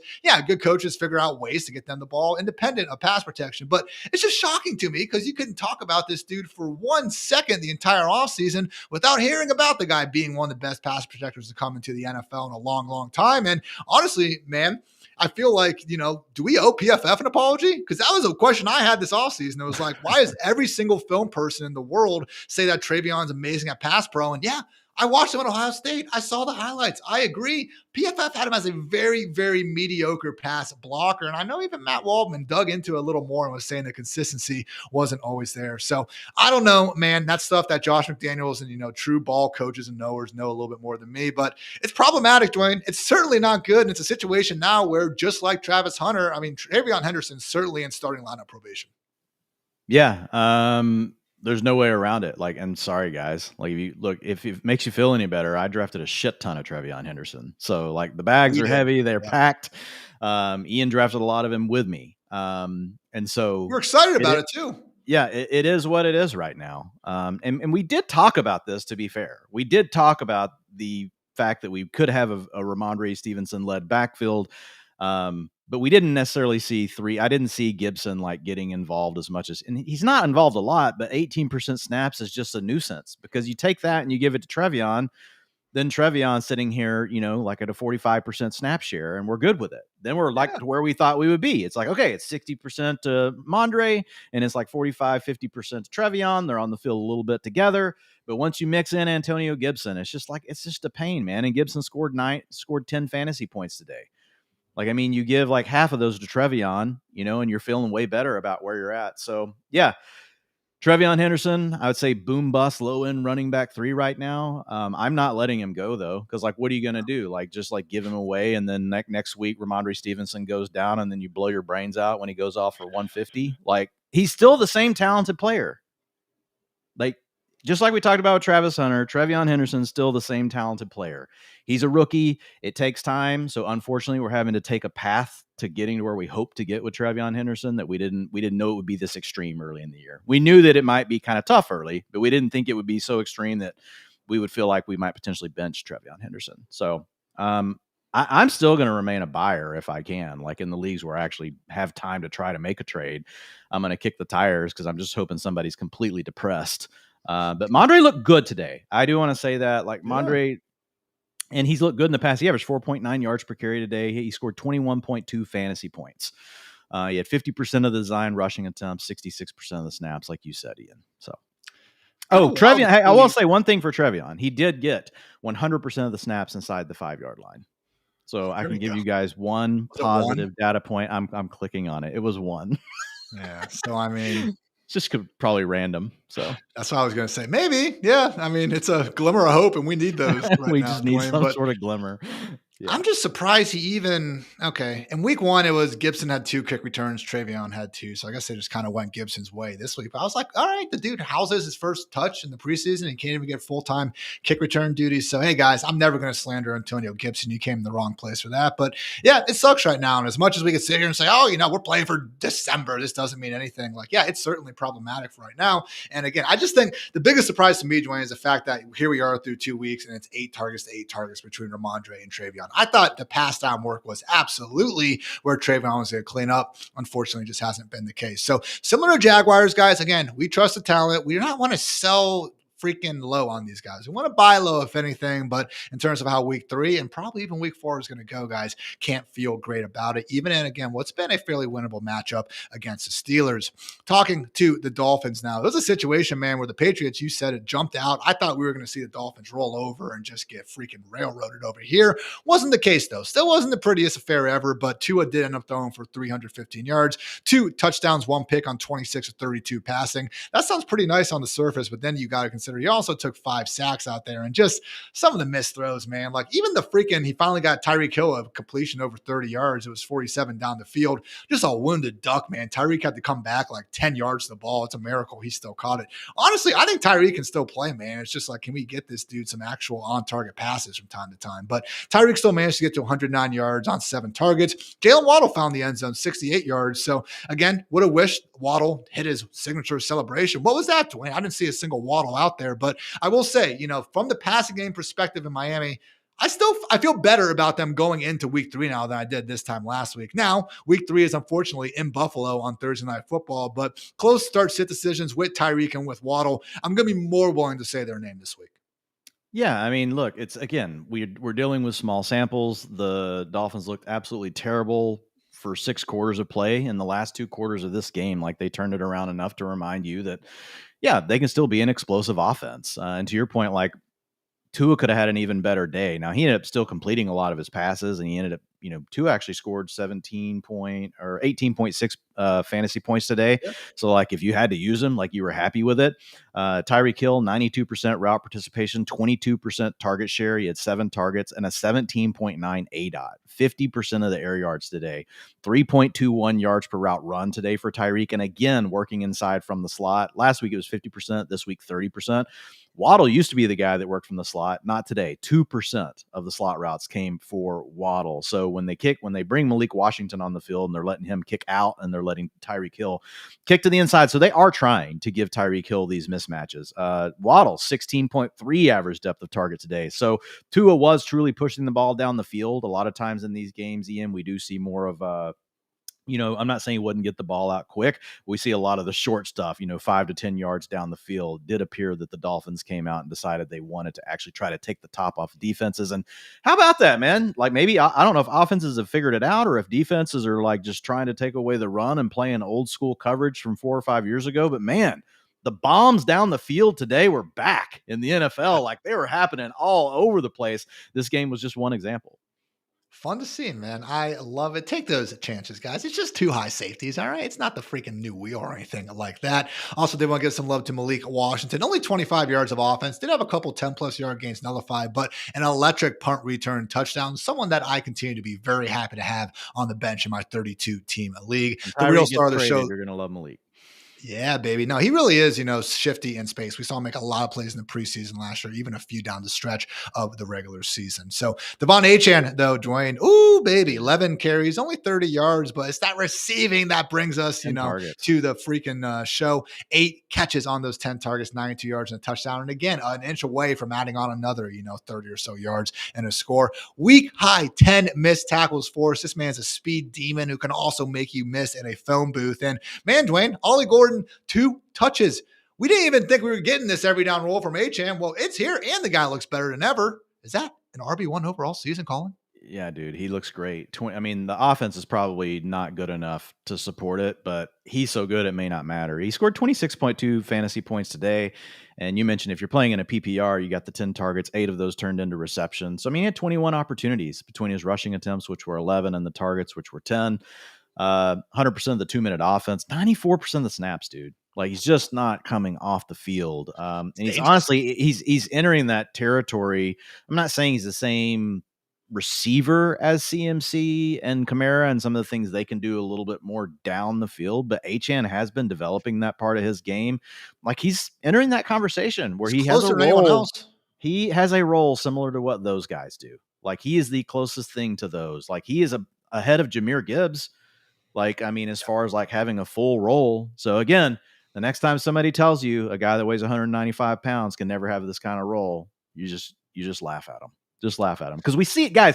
We see it happen all the time. If you're good enough, eventually, like the team's going to have to let you be on the field. But yeah, I think the big thing here is like, I don't even know if Ollie Gordon's the number 2 and Jalen Wright's ready. Like I don't know. Like we'll see. If you got Ollie Gordon right now, just hang on to him and see what happens. But Achane, man, you're loving it if you've got him. Handcuff only. But yeah, man, I will say too with Achane, we could still see this offense tank. I'm not letting 60 good minutes, completely remove the 60 bad. And then who knows what happens if Tyreek. He was fine in a bad game in week 1. Well, that's my point. I think like the bad scenario here, the bad Dolphins offense is what we saw in the second half of last year. It just results in all these PPR friendly dump downs to Achane because they do know how to design those. That touchdown at the end of last week, it was like 4th and goal from the 12-yard line, and Achane gets a swing pass in the 16. He still finds a way to score because my man is a baller out there. So rank him as RB1, rank him as RB5. You're going to have him in your lineup and be thrilled about it.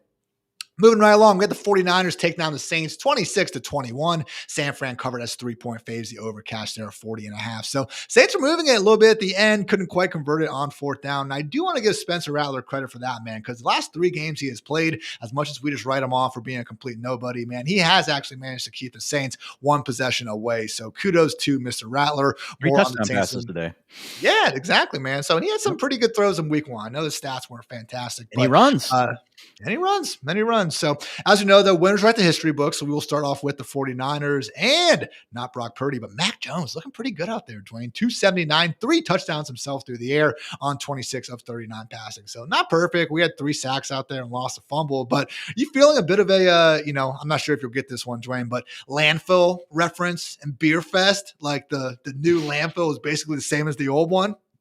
All I know is anytime we get a new quarterback in for the 49ers, like we have to go through this debate of anyone can step in and run this offense. Exactly. There that's what I'm figuring you're meaning. So yeah, I mean, look, and Mac Jones, the long lost love of Kyle Shanahan. That's who he was attached to the year they took Trey Lance, probably just wishing he had not just obviously he's got Brock Purdy, but Mac Jones looked a lot better today than Trey Lance ever looked in that offense. So yeah, I think it's positive. Like if you've got some of these receivers and until we get Brock Purdy back, this probably also lets the 49ers feel a little bit more comfortable about not having to rush Brock Purdy back. So yeah, good game by Mac Jones.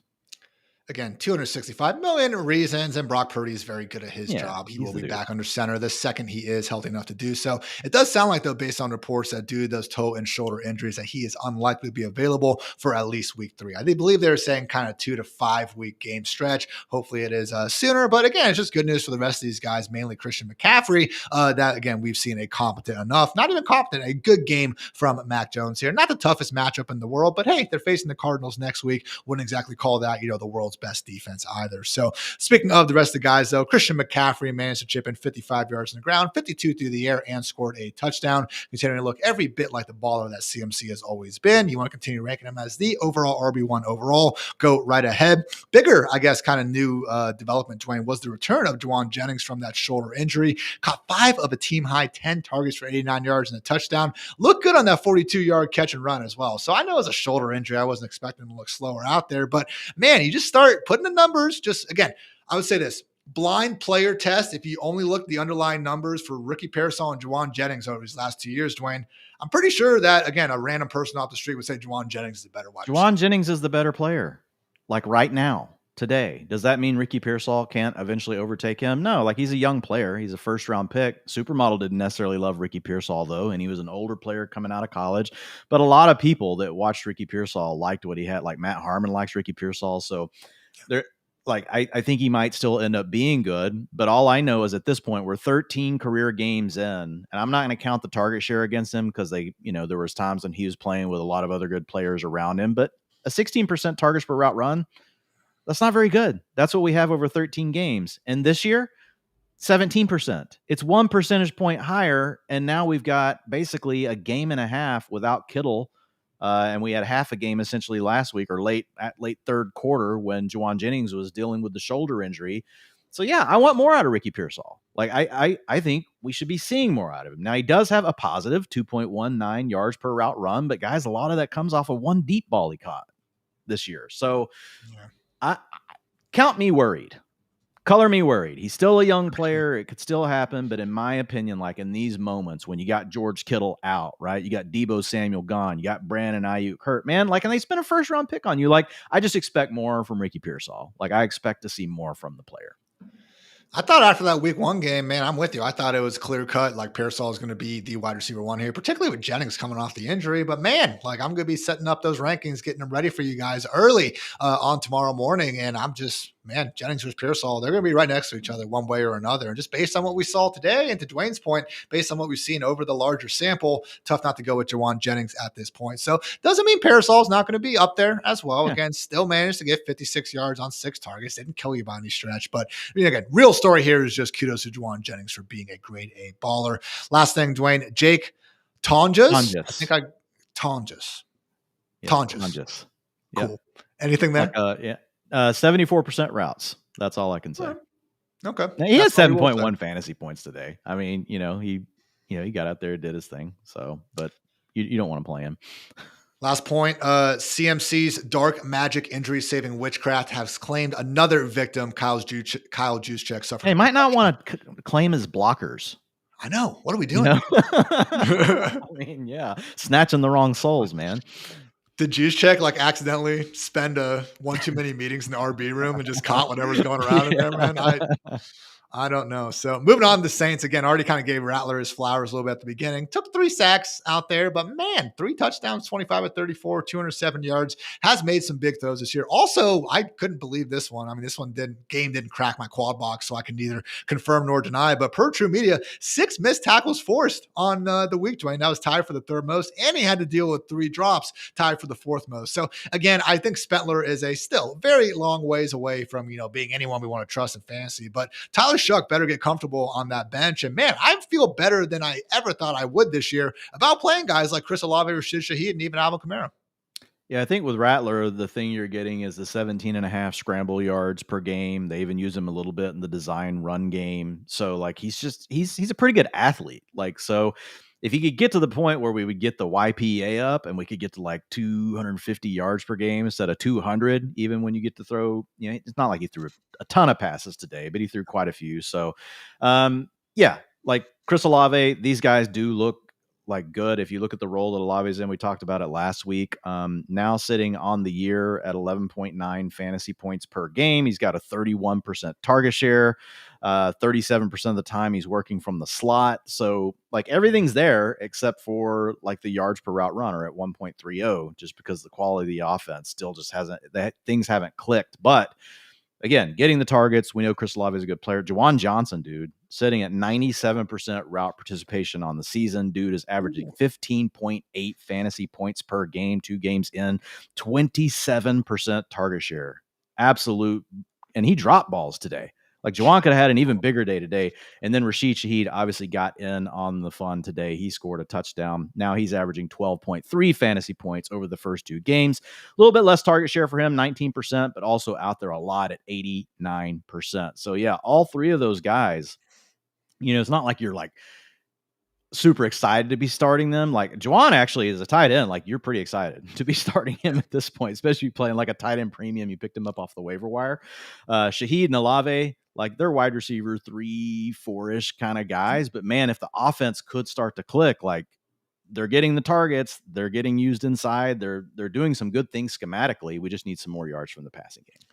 And the more stomachable wide receiver 3s and 4s, because we know how long that tier gets and some of those tougher start-sit decisions. So again, it's stuff like this and performances like today, where even if they didn't go for $120 and 2 scores, like we can again still feel better about the potential upside at hand. So mention the 2 drops from Juwan Johnson. Again, did have that dope contested catch touchdown. He is someone who continues to rise up the ranks, likely going to be a consensus top 10 tight end over at Fantasy Life here ahead of Week 3 against the Seattle Seahawks defense. That is good, but that secondary is a bit banged up at the moment. So shout out to Devon Vele, the 26-year-old second-year talent, caught a 3-yard touchdown. Otherwise, I think that about does it. Alvin Kamara, 27 touches, 120 total yards, 6 targets. Did lose a fumble, but yeah, Dwayne, again, a situation where Alvin Kamara drafted as the RB 16 or 17. Here we are in Week 3, and if you want to rank him as a top 10 RB, I would say go right ahead.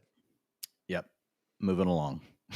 Moving along to the Xfinity game of the week, brought to you by Xfinity, introducing the 5-year price guarantee. One consistent internet price for the next 5 years, guaranteed.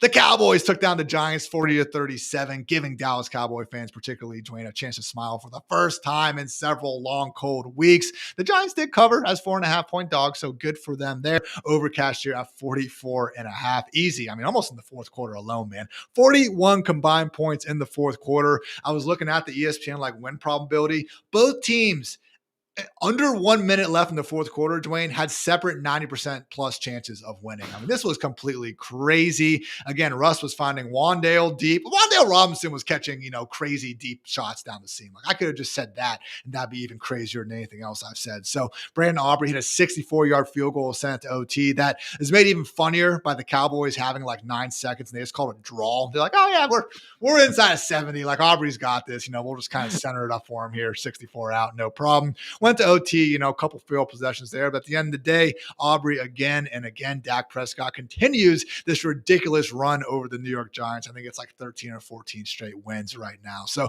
we will start things off with the Cowboys and get to Dangerous. And again, the good performances from the Giants in a second. But yeah, man, 52 pass attempts for Dak, 361 and 2 touchdowns through the air. Had to deal with 4 drops out there. That was tied for the most of the week. Did take 3 sacks out there. So again, maybe not perfect, but man, when we were talking about, again, the potential for the Cowboys to be the NFC's version of the Bengals, like, yeah, this is what we were thinking, Dwayne. Yeah, and it was that way today. I mean, if you look at Dak, obviously overtime helps out, but he had 52 attempts. today in this game for What? 361 yards. So nobody particularly dominated. It was actually Jake Ferguson that led the way today with a 23% target share, 77% route participation.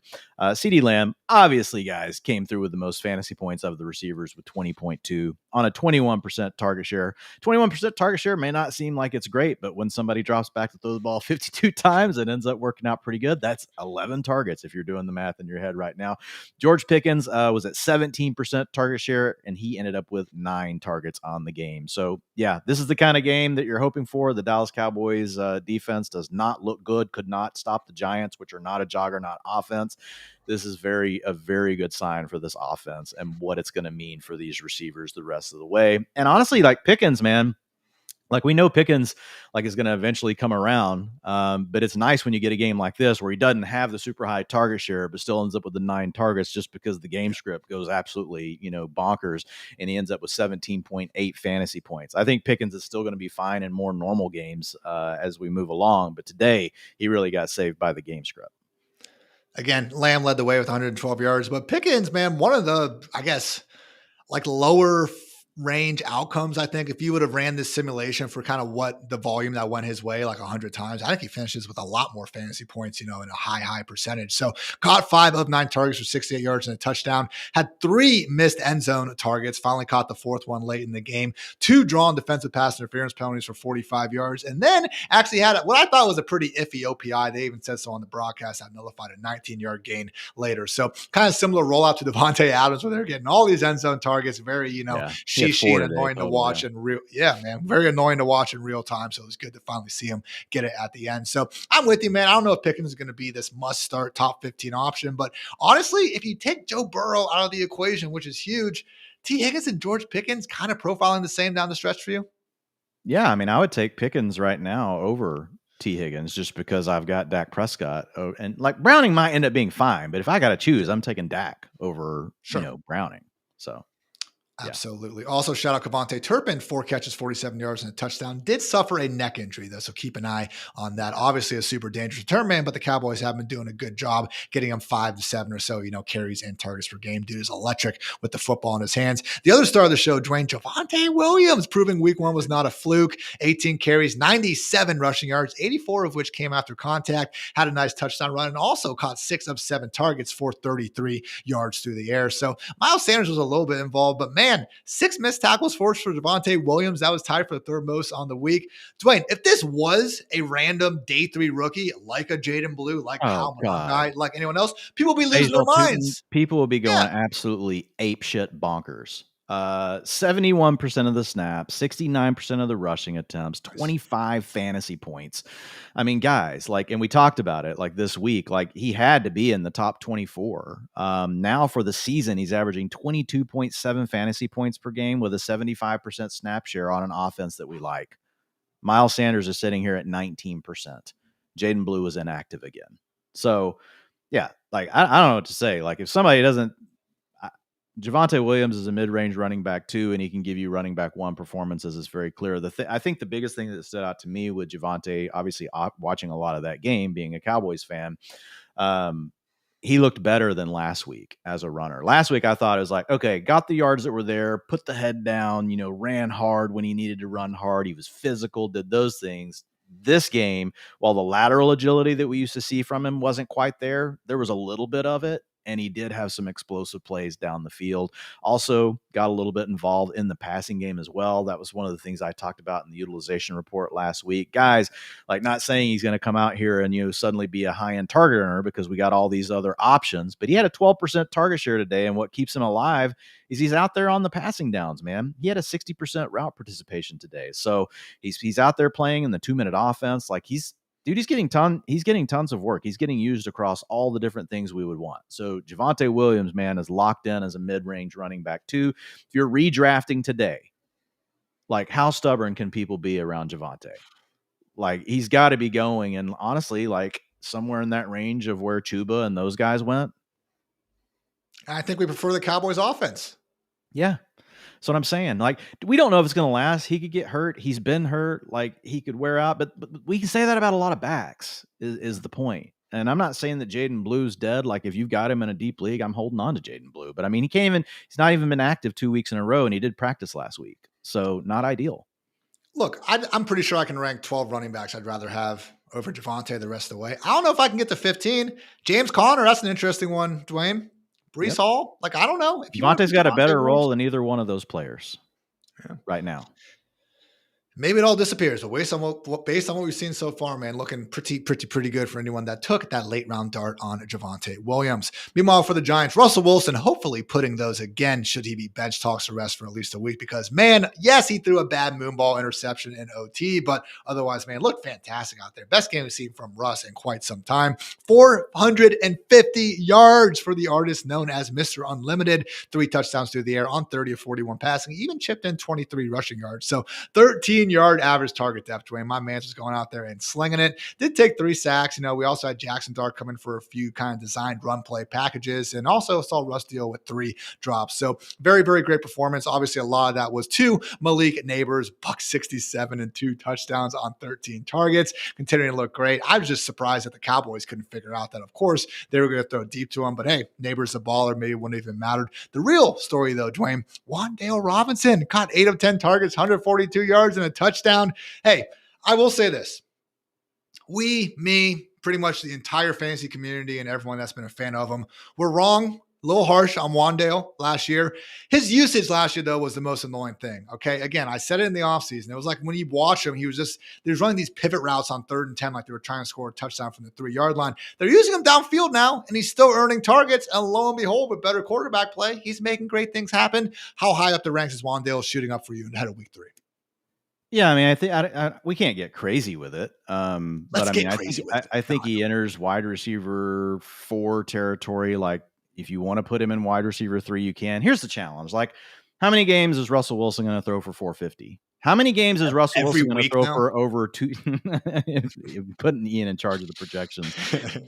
Like, what's the over/under on how many games he's going to throw for over 250?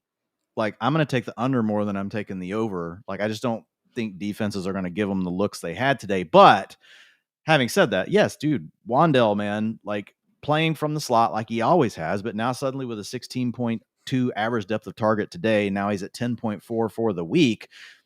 Yeah, and he's got speed. Like, it's not like Wan'Dale can't move. He's just mostly been used as a catch it and then make your move kind of guy. If they're going to incorporate these sort of things, then that puts Wan'Dale in that borderline wide receiver 3 conversation. It's just going to come down to really what it looks like for Russ. But I do think Wan'Dale is in a really good place now, pouring them out for the Darius Slayton shares in the last round of best ball, Ian, because this dude's dead.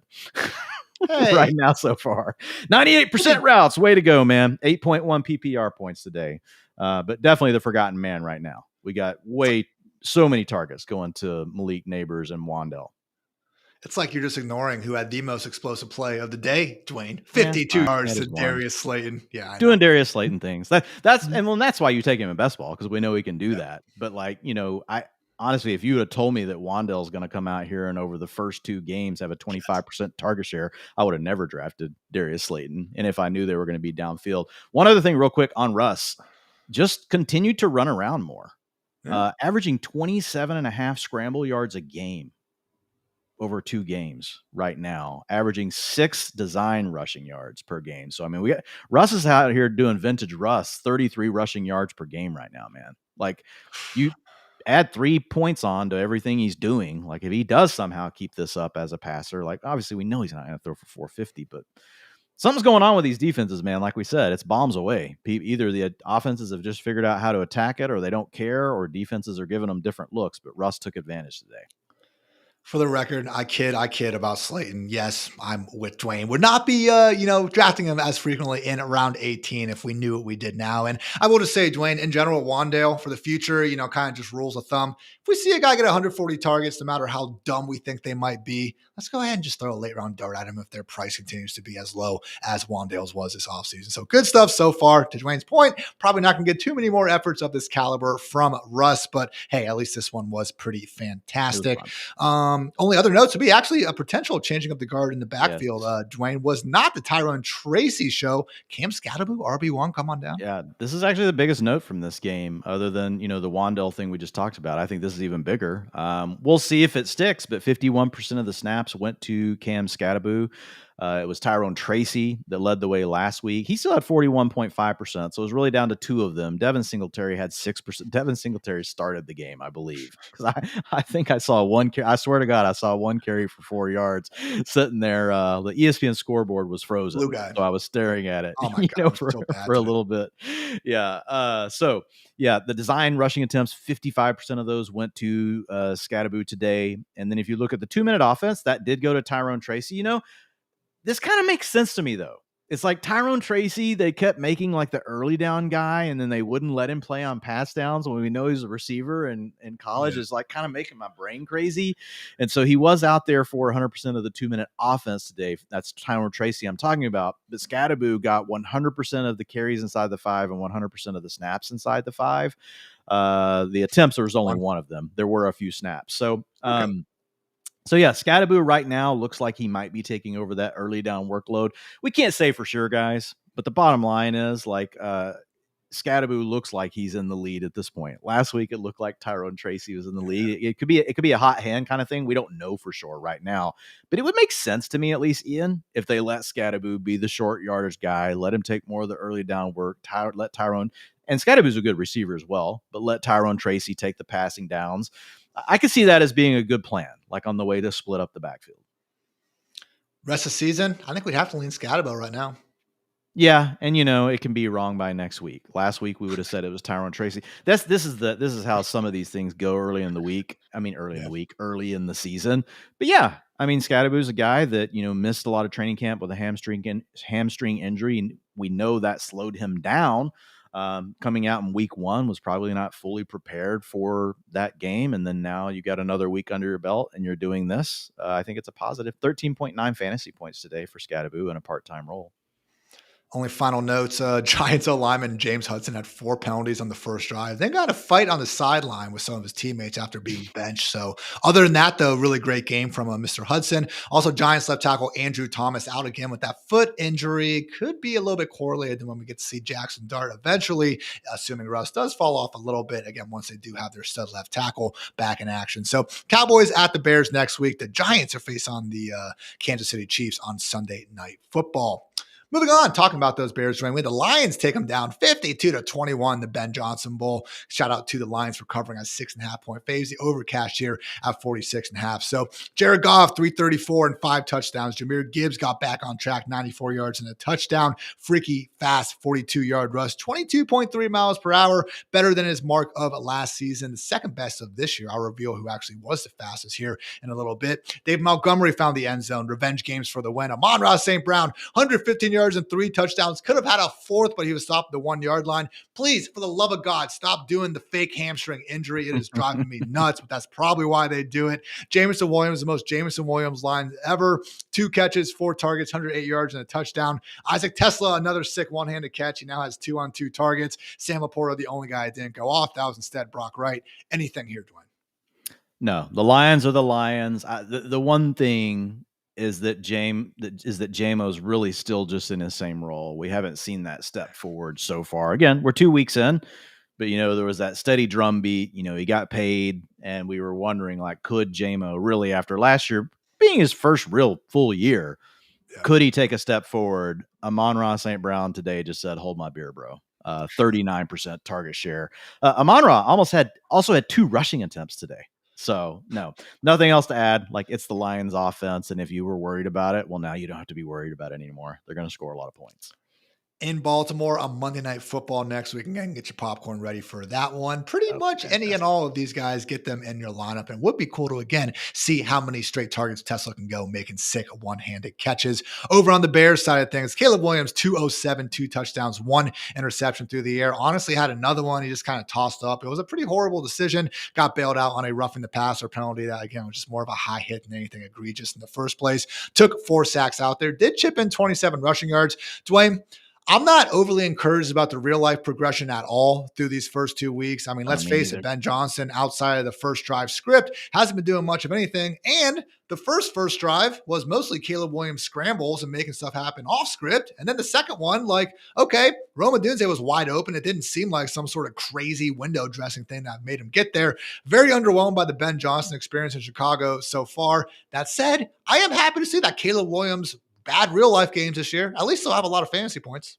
Yeah, I mean, 5 rushes for 27 yards helps you get to 17 fantasy points when you only have 204 yards passing. I mean, again, we talk about it over and over. It's not just the guys that run for 40 to 60 yards per game. These guys that run in this 20 to 35, 40 range, man, they're tacking on 3 or 4 fantasy points for you every week. And it's really big, especially when you're Caleb, like you offset the pick, at least that he threw. So, yeah, I'm with you watching Caleb play.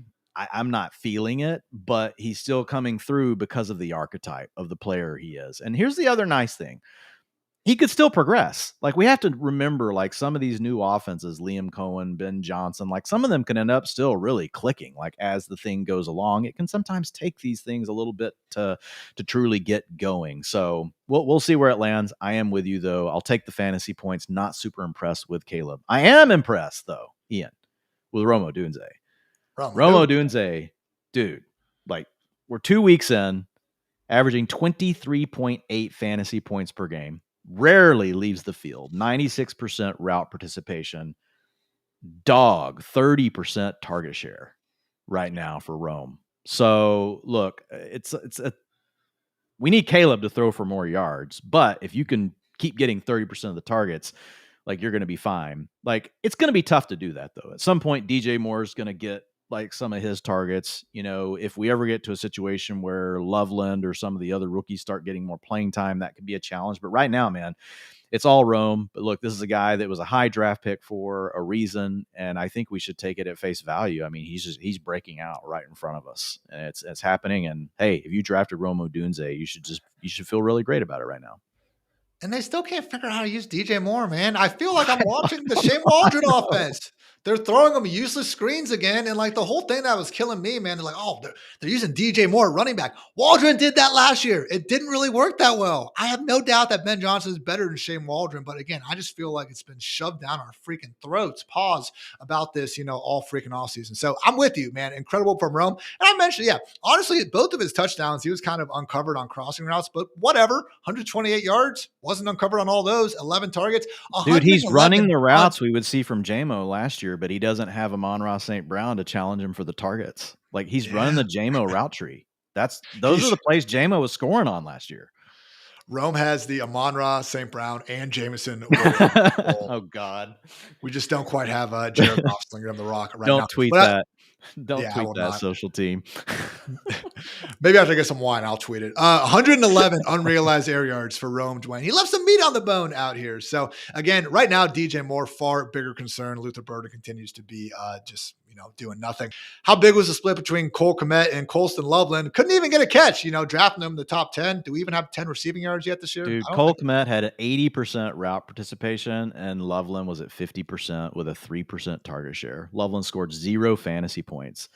So look, I mean, again, Loveland's a guy that went after Tyler Warren and these other guys, which, we told people you should let him go later. And he was always a bet on, can he be a guy you stash on your bench? Like, if maybe you took Mark Andrews ahead of him. Like, well, now you just feel really shitty well if you took Mark Andrews and Colston Loveland. But look, we talked about him last week. It stays the same. Like, he shouldn't be anywhere near your starting lineup. If you're in a shallow league, like, I don't even blame you if you drop Loveland. But if I'm in a deep league, like, I'm keeping Loveland.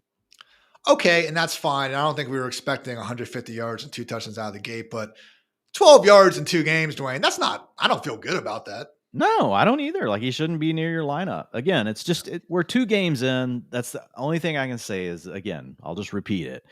Historically, ADP has been more predictive through the first 4 weeks of the season as to what the rest of the season is going to look like over the actual fantasy points scored in the first 2 games. So, I mean,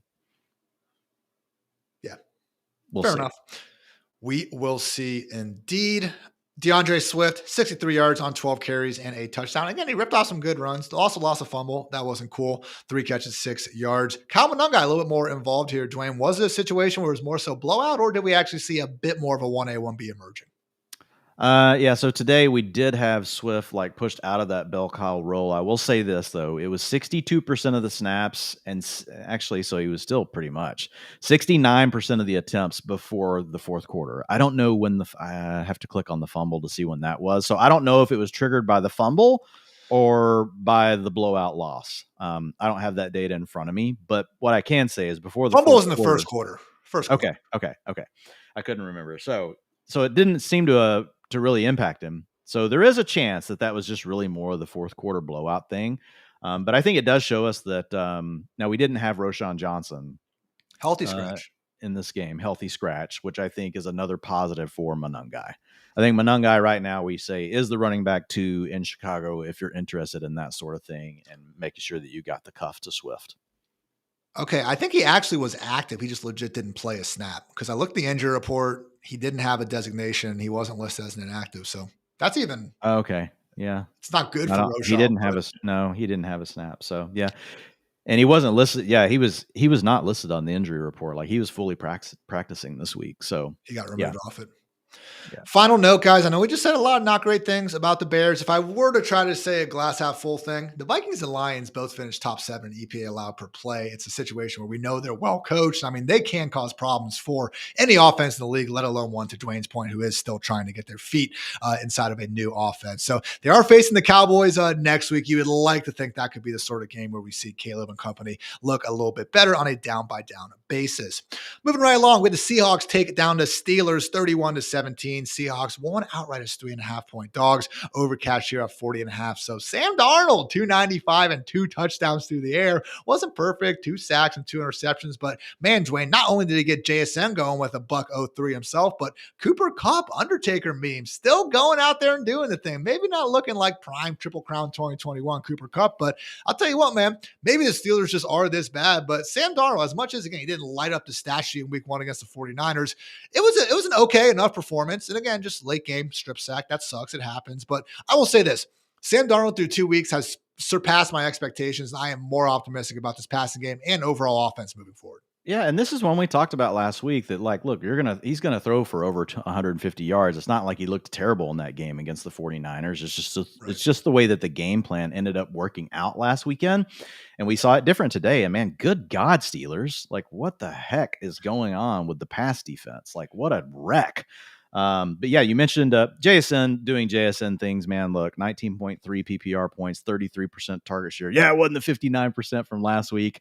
But JSN, I think we'd just say, man, alpha status, working outside, working inside. They're scheming him stuff up. He's earning his targets. He's broken out. Like, let's just move forward. I do think the bigger story here is the fact that Cooper Kupp might not be dead. 16 fantasy points this weekend, 80% route participation, and a 30% target share, 3.21 yards per route run, working from the slot. Nice. Working from the slot 39% of the time. We also had Torrey Horton out there, only a 51% route participation, but he did catch a touchdown. Yes, Ian. Love seeing that. Again, this one's not on my qual box, so I can't currently speak to how good Kupp looked, but hey, I will get that watch tomorrow and report back to you all. Real big finding here, though, Dwayne. It was the backfield. Didn't necessarily change much from a usage standpoint, but turns out that Kenneth Walker guy is pretty darn good at running the football. Yeah, exactly. But it's still maddening. We've got Zach Charbonnet getting 55% of the snaps versus 36% for Kenneth Walker. 52% of the rushing attempts going to Charbonnet versus 45% of Walker. So that ends up being 15 rushing attempts for Charbonnet, 13 for Walker. If we look at the work in the passing game, only a 17% route participation for Kenneth Walker. 34%. They took both of them down, dude. 34%, for Charbonnet. So they were keeping their guys in, honestly, to block is what it looks like, as far as the running backs go.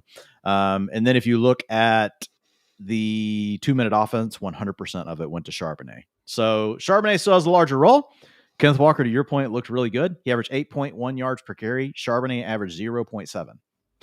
So Having said that, you and I've talked about this so many times, how like we see these players, play well, the efficiency goes up, and we want to assume that that means that, wow, the coaches are going to see that, man, and give the guy the larger role. The bottom line is we really don't know. We don't know. Like, I hope they do. Like, I drafted Kenneth Walker in round 4 too many times to continue to see him play behind Zach Charbonnet. But it happened again today. Let's just hope that he performed well enough that the coaches changed their mind, man. I thought I saw someone in my mentions saying that the Seahawks coaches, I don't know if it was the OC or Mike McDonald, were saying like they kind of plan on riding Walker more. Maybe I was just, delusionally hoping that was what they were going to say. So we'll see what happens. But it would make right. It would make sense at this point, man. Again, I know week 1 was a different story a little bit. Charbonnet looked a little bit better in that one. But man, just among 33 running backs this year, guys, with at least 15 carries, Kenneth Walker is 4th, averaging 5.4 yards per carry. Zach Charbonnet, second to last at just 2.1. Could very well be dead last if Ashton Jeanty has himself a better Monday Night Football. So final note here, Dwain, AJ Barner caught a touchdown, still splitting with Elijah Arroyo though. No, he actually did lead. He had but I mean, it wasn't at the 80% we want. He was at 66%. Now his snap rate was 89%, 66% routes. And again, guys, some of this data, it's like, early data, so it could be a little bit different. You'll be able to see it in the utilization report tomorrow morning over at Fantasy Life. But yeah, 66% route participation and a 10% target share for AJ Barner. That is leave him on the waiver wire material.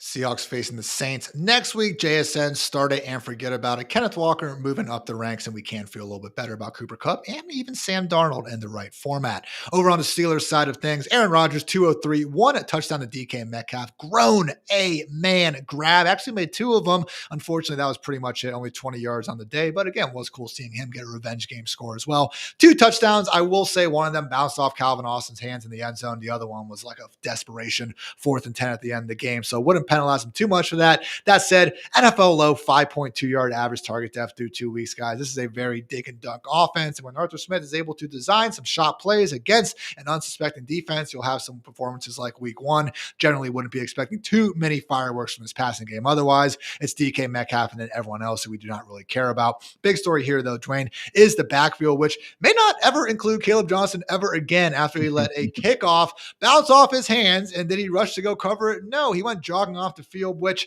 has been a rule at times. I've seen guys do that and it doesn't matter. But yeah, I don't even know if it's a new rule. It is a rule, and accordingly, the Seahawks fell on it for one of the easiest touchdowns you'll ever see a team get. He had 1 rush attempt on the day, which set the way, Dwain, for the Jaylen Warren show. And my God, did he look good out there.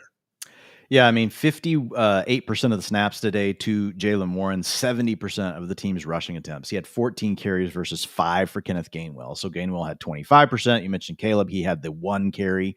If you look at the passing game, you had 44% of the 2-minute offense go to Warren and 56% to Gainwell. So Gainwell's still involved. Like, this is basically like a 60-40 right now with Jaylen Warren and Gainwell, and Caleb Johnson gets like couple snaps a game. So it's pretty much right now Jaylen Warren and Kenneth Gainwell. So I do think we're at the point now, like, look, we never trust Arthur Smith, so we're never going to give a firm commitment to trusting anything to do with Arthur Smith or any player. But I will say, like, I don't see a way to not give Jaylen Warren a slight upgrade at this point. And here's the thing. My thought is this. You could tell me what you think. Caleb Johnson has to be the guy that's going to get better to challenge Jaylen Warren. I think Kenneth Gainwell is a nice little complimentary piece, but I don't see him being the guy that's going to suddenly, we're going to look up and be like, oh man, Kenneth Gainwell. Now, as soon as I say this, Arthur Smith will freaking do this, but I don't think Kenneth Gainwell is going to suddenly have 70% of the snaps in a game and 30% for Jaylen Warren. I think that he's got his role. It's already bigger than what really anyone thought it was going to be, but that's his role. I think Caleb Johnson is the guy that if he were to get going, that could really kind of create some uncertainty around Jaylen Warren. As long as we don't have that, and to the way the first 2 games have gone for Caleb Johnson, I could see him being doghoused, at least to start the season. So I think you're going to feel as confident as you're going to feel all season probably around Jaylen Warren right now. And the big thing for me, man, is the pass down work isn't going anywhere. And right now, through 2 weeks, Warren leads the Steelers in receiving yards. So a lot of that was a sweet 65-yard catch and run. But again, that's always been a part of his skill set. No surprise they are leaning into it. So 48 yards on the ground, wound up forcing 7 missed tackles, tied for the second most on the week, only trailing Devon Achane. So again, great stuff from Jalen Warren. Otherwise, though, Pittsburgh hopefully get a little bit better ahead of next week's matchup in New England. Guys, we got 3 late afternoon games to get to, and also the Sunday night game extravaganza. First, a quick word to our friends over at Mike's Hard Lemonade. Mike's Hard Lemonade is partnering with Matthew Berry and Fantasy Life to give away weekly prizes all season long, including a trip to this year's big game. Prizes include Fantasy Life Plus subscriptions, gift cards to New Era, Homage, and Knockaround, TV, soundbars, and again, 2 tickets to the big game. And not only have Fantasy Life and Mike's Hard partner for the sweepstakes, but we've also collaborated on a new 12-pack of exclusive flavors, including Hard Pink Pick 6, Hard Pineapple Rush, Hard Berry Blitz, how about that one, and Hard Apple Tackle. So go to www.mikeshard.com/sweepstakes/fantasy life today, enter the sweepstakes, and go find the Mike's Hard Fantasy Life 12-pack at a store near you. Note that it says 21 plus only, premium malt beverage, Mike's Hard Lemonade Company, Chicago, Illinois. No purchase necessary to enter the sweepstakes, though. See official rules at mikeshard.com/sweepstakes/fantasy life. All right, Dwayne, the Colts took down the Broncos 29-28. Indy covered as 2.5-point dogs, obviously because they won the football game. Dumb thing for me to say. Regardless, we move on. Overcash here at 43.5. So pretty hilarious final drive. We're going to talk about how great Daniel Jones played in a second, but just, again, they went 9 plays. There were 7 runs, one 7-yard pass. They had to kick a 60-something yard field goal, which they missed, but they got an extra 15 yards on the seldom seen leverage penalty, and that ended up leading to a more manageable field goal that they got. So again, pretty hilarious final drive. I'm waiting to hear what, mainstream media pundits could be like, oh, Daniel Jones clutch stream, but you know what, whatever, give him his flowers because this was awesome. And the Colts are now 2-0 for the first time since 2009. So 3-16 through the air for Danny Dimes against Pat Surtain and this Broncos secondary. And I'll tell you what, man, PS2 got a little banged up early, but they were talking about on the broadcast, man, they were throwing at this dude throughout the game. Michael Pittman's making catches on arguably the best cornerback in the NFL. So also chipped in 2 rushing yards and another vulture touchdown from the 1-yard line. Jonathan Taylor got them down there, and the Colts gave Daniel Jones not 1, not 2, 3 separate chances to go ahead and score, and he finally did so. So 9.8-yard average target depth in this one. We can't even say, Dwayne, that he was dinking and ducking his way down the field. Daniel Jones, man, as cool as week 1 was, this performance is even more impressive. What do we have here? Well, look, we have a guy that can run and a guy that's throwing well right now. And this is a good scheme. I have to give Shane Steichen massive props. He was already doing things we knew were cheat codes, but the accuracy wasn't there from his quarterbacks. We've talked about how we think there's a lot of talent in the wide receiver room. Maybe none of them are elite, but we have some really good weapons here with Josh Downs, Michael Pittman. Obviously, we're going to talk about Tyler Warren because that's what we do on this show. And then Jonathan Taylor even caught a pass today for a touchdown. So if you look at what we have with Daniel Jones, 26.2 fantasy points per game through 2 games. And a guy that's going to give you rushing touchdowns. He's going to give you games where he runs for 35 yards. And now you see in the wheelhouse is the potential to throw for over 300 yards in this scheme that's perfectly fit for him, man. It's just all the play action, all the RPO. It's a dream, honestly, for Daniel Jones. The best weapons he's ever had around him. And he's in a scheme that really plays to what he does well. So I think we're going to continue to see it. He's just got to stay healthy. Obviously, we could see a situation where if the Colts, they're 2-0 right now, so off to a good start. Hopefully they keep it going. If suddenly they lost the next 6, I could see him wanting to see Anthony Richardson again. But I mean, they're off to a 2-0 start, so I don't think there's anything to do but feel good about Daniel Jones right now. He gives you outs in multiple areas, which gives you a big ceiling and it helps your floor. And we're seeing it so far. Colts have the Titans next week. Dwayne, the Jaguars have the Texans. I'm going to be starting Daniel Jones over Trevor Lawrence. I think Daniel Jones versus Caleb Williams is a decent question at this point. The Colts offense looks great. Yep. I agree, dude. I picked up Daniel Jones a ton last week because everybody looked at it as a complete fluke. Maybe I'm biased because he was my sicko call of the week, but for a reason, because he has shown this dual threat capability and now playing in a scheme that we like, man. Guys, we see these sort of things. These things happen. I mean, Daniel Jones is in a really good spot right now. Again, Josh Downs, 6 catches, 51 yards. Alec Pierce holding a deep one, wound up with 68 yards. Even Michael Pittman, 4 for 40. So it's going to continue to kind of see guys eating into each other a little bit in that wide receiver room. Also at 80, Mitchell, 2 catches, 20 yards, 4 targets, still somehow racked up the 5th most unrealized air yards on the week, which is very 80 Mitchell thing to do. But, at the end of the day, Dwayne, they're all, vying for that number 2 spot because the real alpha target earner here in Indianapolis is Tyler Warren. And just watching him play, man, it's the perfect combo because you mentioned Shane Steichen's offense. There was a play where he sprung Tyler Warren open on this cool wheel route where he was lined up as a fullback. So you got the cool scheme stuff going there. You talked about the screens and the RPOs all off season long. It was also just a play where he got the ball in the flat and I'm going to casually make 2 finely tuned athletic machines miss in open space because I'm Tyler Warren. I am a freak among freaks out here. So yeah, 4 catches, 79 yards. But again, this is supposed to be a tough matchup. We're taking Brock Bowers. We're taking Trey McBride. George Kittle's hurt. That's it. Yeah. I mean, I think it's Tucker Kraft and Tyler Warren, to be honest. I think they're the next 2 names. And I think we're more confident in Warren's workload week in and week out. More confident in Warren's workload. They're both great athletes. 14.1 yards per catch for Tyler Warren this year. 8.2 yards after the catch per reception, guys.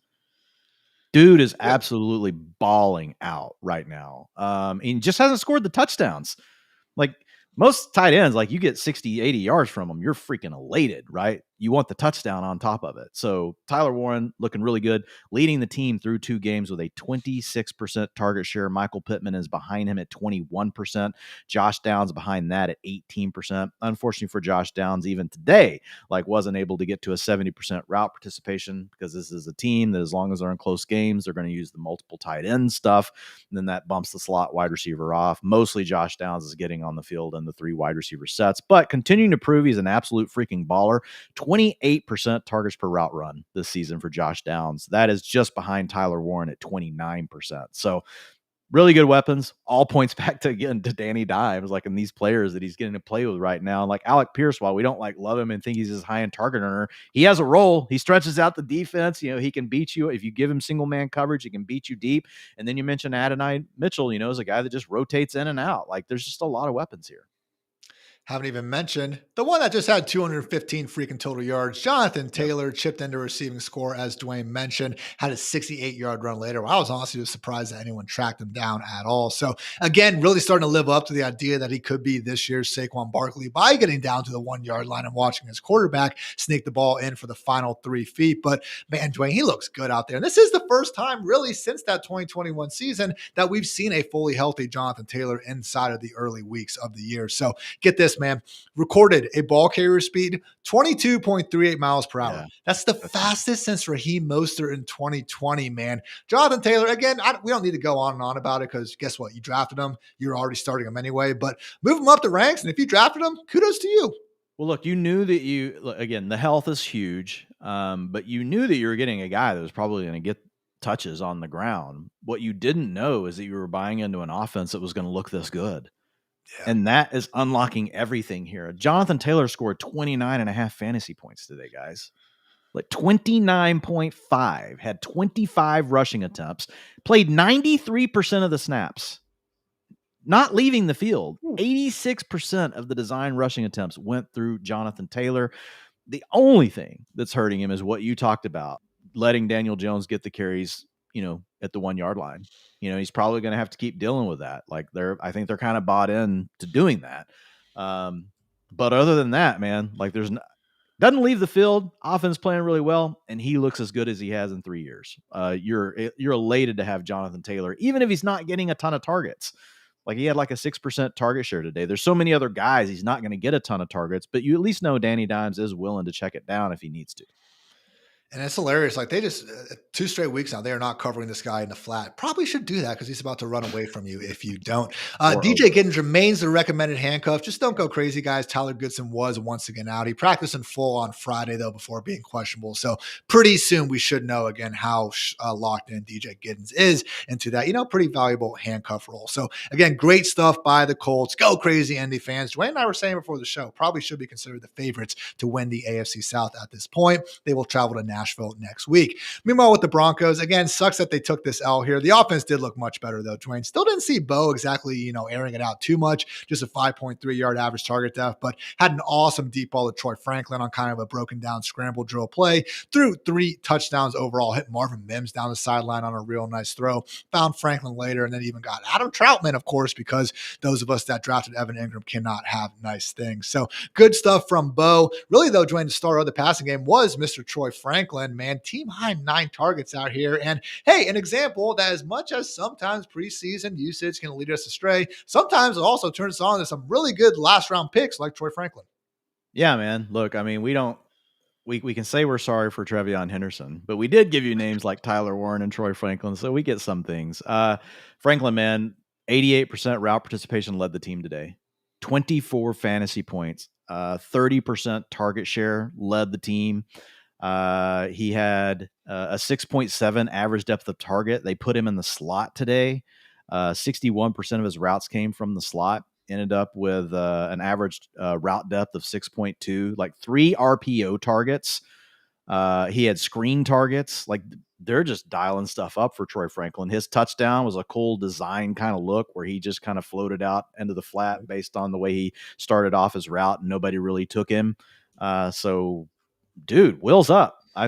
We've been saying he's probably the wide receiver 2 on the team. I mean, today Marvin Mims had a 41% route participation. Franklin more than doubled him up. I think he's taken over the wide receiver 2 role. Things can change, guys. We know it's Sean Payton. He'll do some rotation stuff, but like, I think you need to take this data point and you need to be in on it. Like, Troy Franklin's still available on a lot of your waiver wires.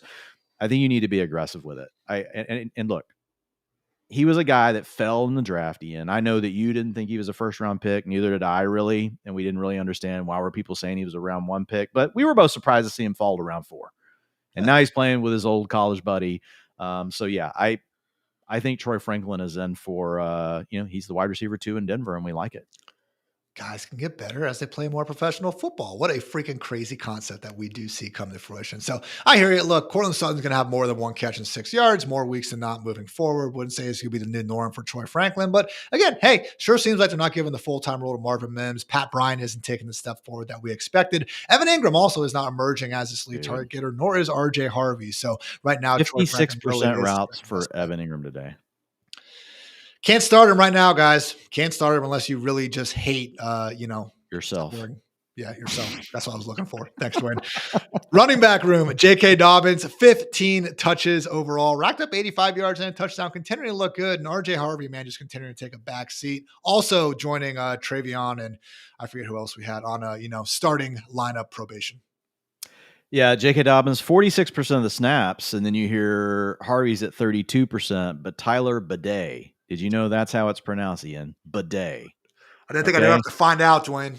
4.2 PPR points for this guy today because he's got to be out there and take 100% of the 2-minute offense. I mean, it's the same thing we talked about, like you mentioned with Trevion. Like, this third running back thing, if that was just Harvey, like, we're good. So, look, you don't want to release RJ Harvey. You want him on your team. And honestly, like, this isn't great for J.K. Dobbins either. He has to split with these other 2 dudes instead of just one, even though he came through today with 15.5 fantasy points, 64% of the rushing attempts. But they're splitting this up across 3 guys, 46% of the snaps to Dobbins, 32% to RJ Harvey, and 22% to Tyler Bidet. I've had poison ivy on my right leg. It's really bugged me for the better part of the last week. I would take it on both legs, Dwayne, if it meant we never had to talk about Tyler Bidet ever again. But I do not think that is a deal I can make with the devil anytime soon. So I think we are good on that game. Next week, the Broncos will be traveling to Los Angeles to take on the Chargers. The Cardinals took down the Panthers 27-22. Shouting the Panthers, though, for a spirited comeback that led to them covering as 7-point dogs. Really was a tough sweat for all you survivor pool people out there. Over cash of 45.5. But yeah, this was 27-3 Arizona. Refs threw enough flags on the final drive to really make it interesting. Ultimately, though, Kyler Murray and company pulled it out. So I don't think there's a ton of new stuff here, Dwayne. Again, James Conner, Trey Benson. Yeah, that's the main thing. Split, but yeah, how much of that was how much was a game script? Go ahead.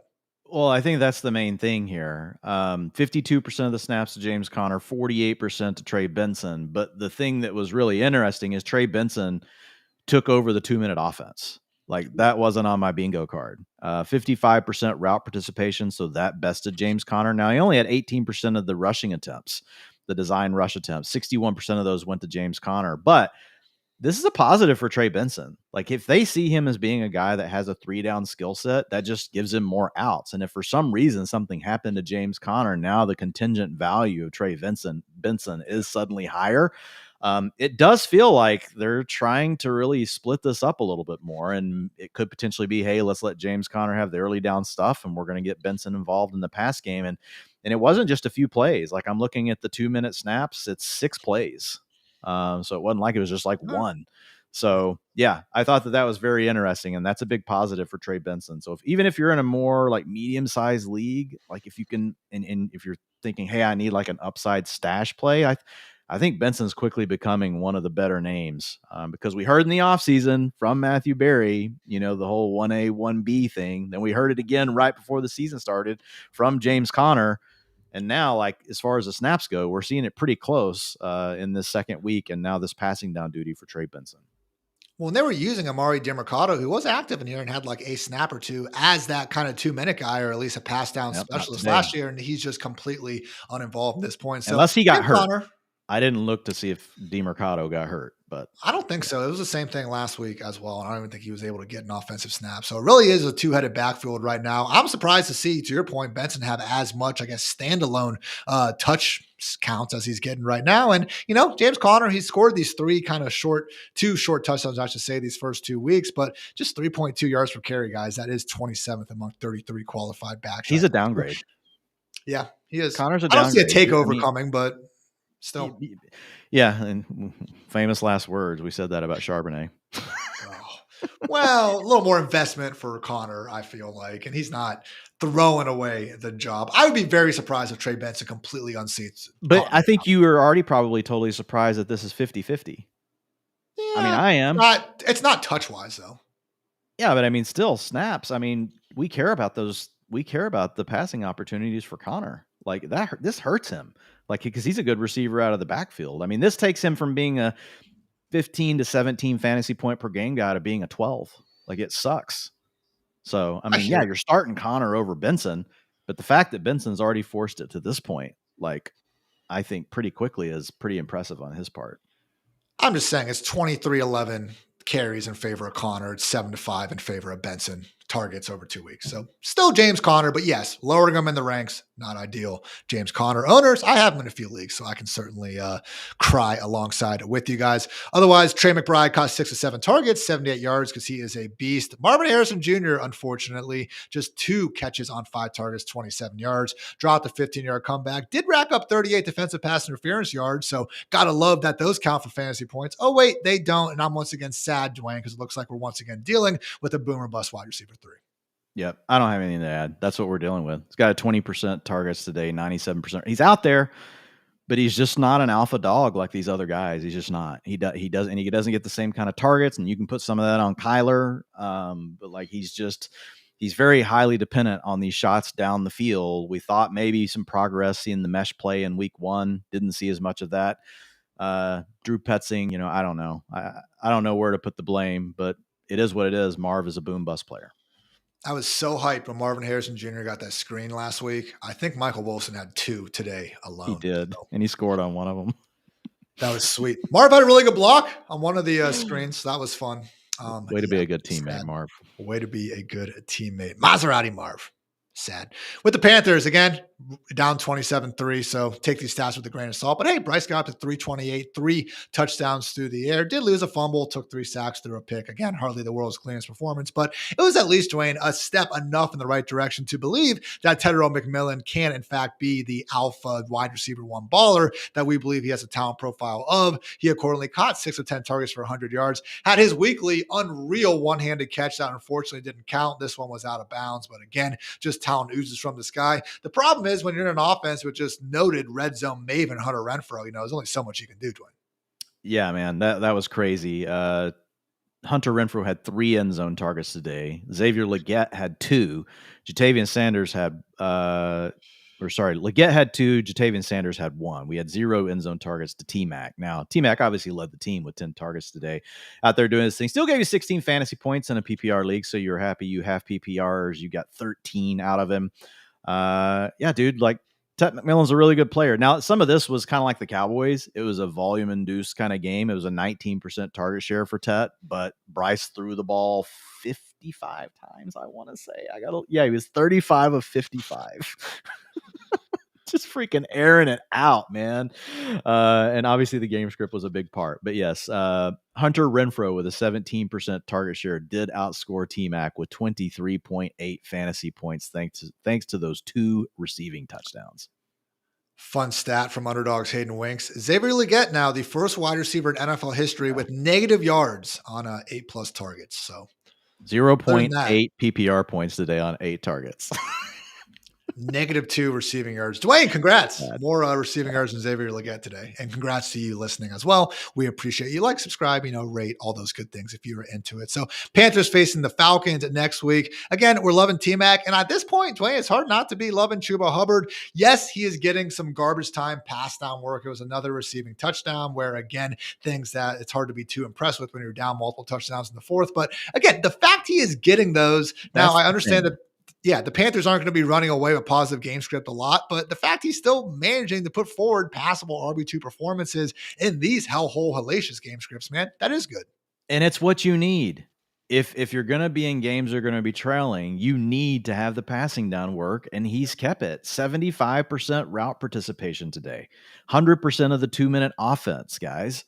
So we thought Rico Dowdle might take that role from him. Trevor Etienne, really being a pass-catching kind of back coming out of college, has been a non-factor. Could these things change over the course of the season? Yes, they could.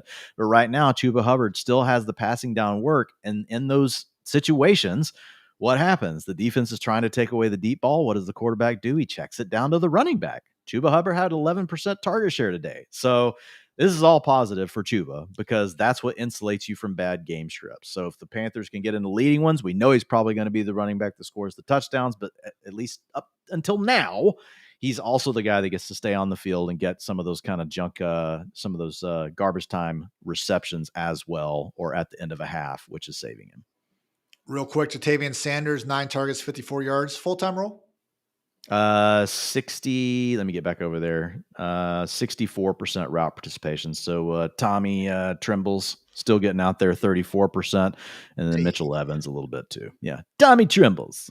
Hey, it's Tommy Trembles. Final note here, again, ahead of that Falcons game for the Panthers, we did see, ahead of the 49ers game for the Cardinals, we did see 2 cornerbacks in Will Johnson and Max Melton get banged up. So perhaps even bigger days for Juwan Jennings and Ricky Pearsall ahead.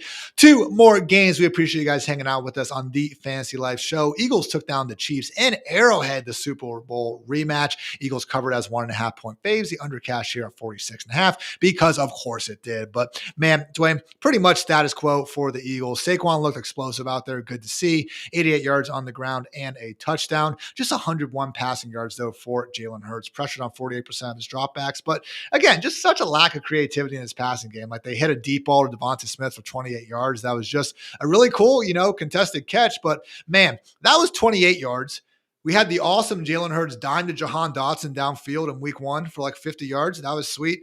Those are their only 2 pass completions over 10 yards this year, man. Like 5.6 I understand yards per attempt. Yeah, for the season for Jalen Hurts. Like I know you're more talented than guys, but you can still try to scheme things up. You can try to make life easier. I mean, are you downgrading AJ being Devonta at this point? Yeah, dude, you have to because the thought process, like with the Eagles this year, was that look, even though they have Jalen Hurts, right, who is the archetype quarterback that can enable you to remain hyper run heavy, and then you've got a superstar running back in Saquon Barkley, like regression often just takes care of that, right? Last year they had a 48% drop back rate, and I still made them one of the most run heavy teams in the league, but I put them up to 54% drop back rate.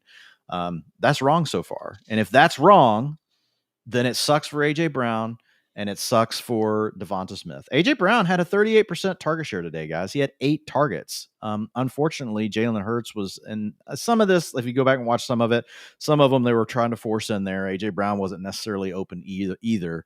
But 7.7 PPR points. And this is without Dallas Goedert, as you mentioned, Ian. So more of it channeled through Brown and Devontae Smith. 9.3 PPR points for Devontae Smith, 29% target share. So, dude, like when you can only score 9.3 points on a 29% target share or 7.7 on a 38% target share, I'm sorry, man. Jalen Hurts doesn't look good.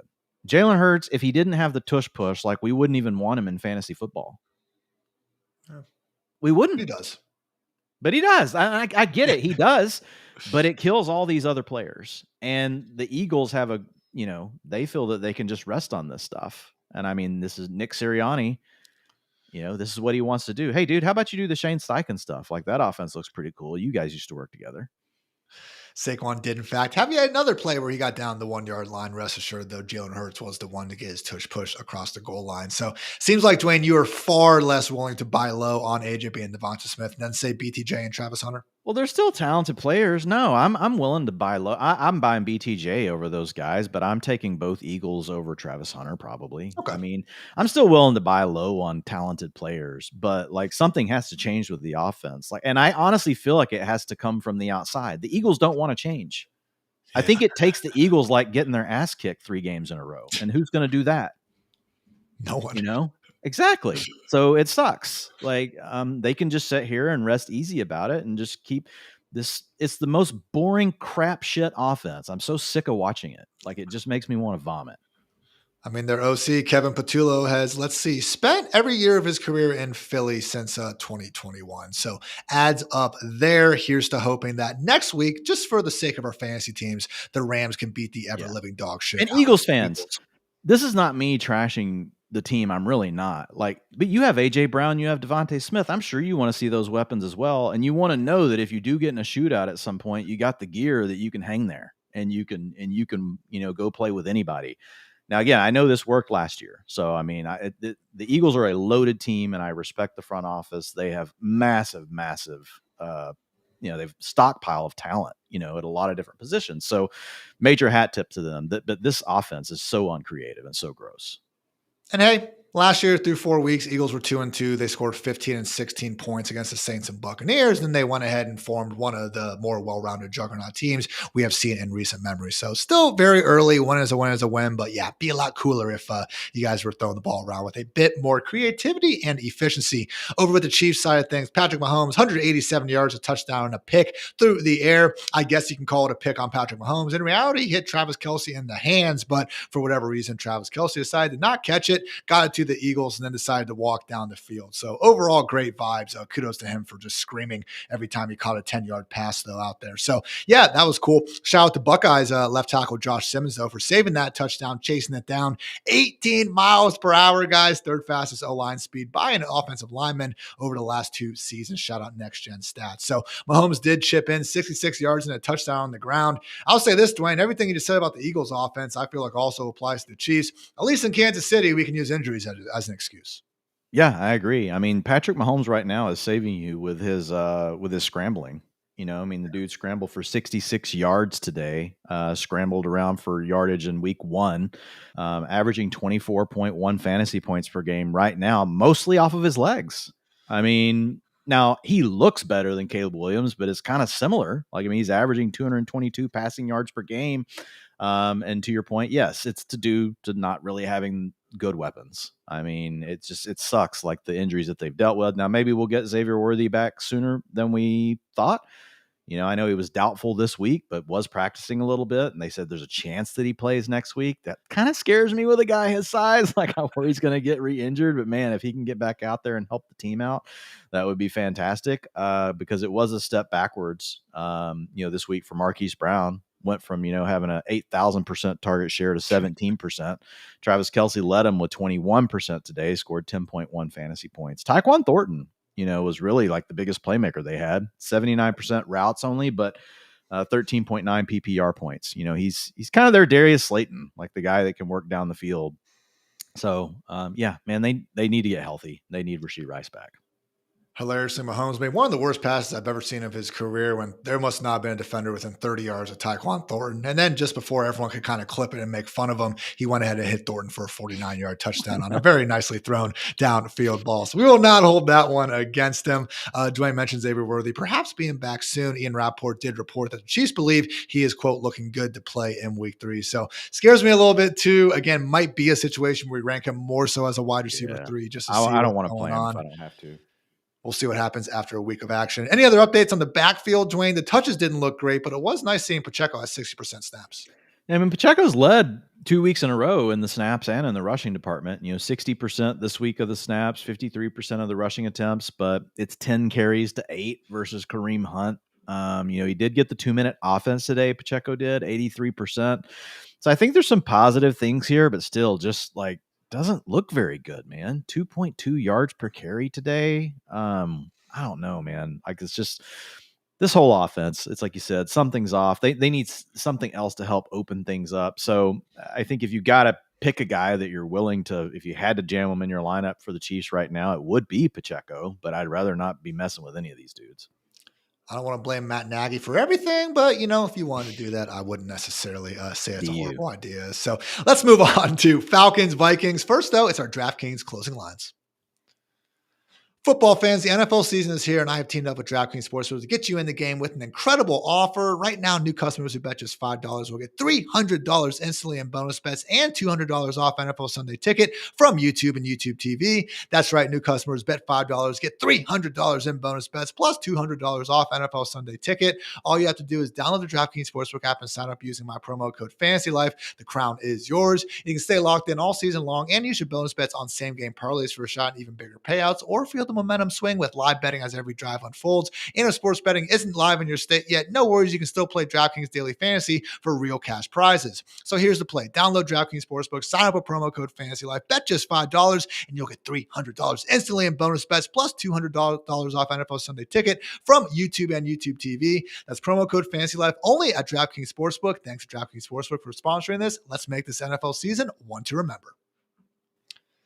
We had the Falcons take down the Vikings 22-6. Falcons won outright as 3.5-point road dogs. The under cashed here at 44.5. So Bijan Robinson, freaking monster, 143 yards. Unfortunately, it was Tyler Algier who vultured away the touchdown. Actually did pretty good in his own right. 76 yards on 16 carries. We like Tyler Algier, but again, just the way Bijan moves, that agility is so special. I think they even showed a clip of Saquon Barkley himself talking about how great, Bijan was. Otherwise, Dwayne, it was good to see Kyle Pitts once again looking big and athletic. Only had 5 targets. Same with Drake London. Actually lost a fumble. Only had 4 targets. But again, a situation where it was just kind of this ugly game. It couldn't have been a more polar opposite than what we saw last Sunday night between the Bills and Ravens. Just 135 from Michael Penix. Even though, again, when he was throwing the football, I didn't think it was reason to believe he's not going to be a good NFL quarterback. So, hey, Falcons at the Panthers next week. I'm going to feel great about Bijan Robinson. I'm going to go back to well with Drake London. I think Kyle Pitts still deserves to be on the tight end 1 borderline.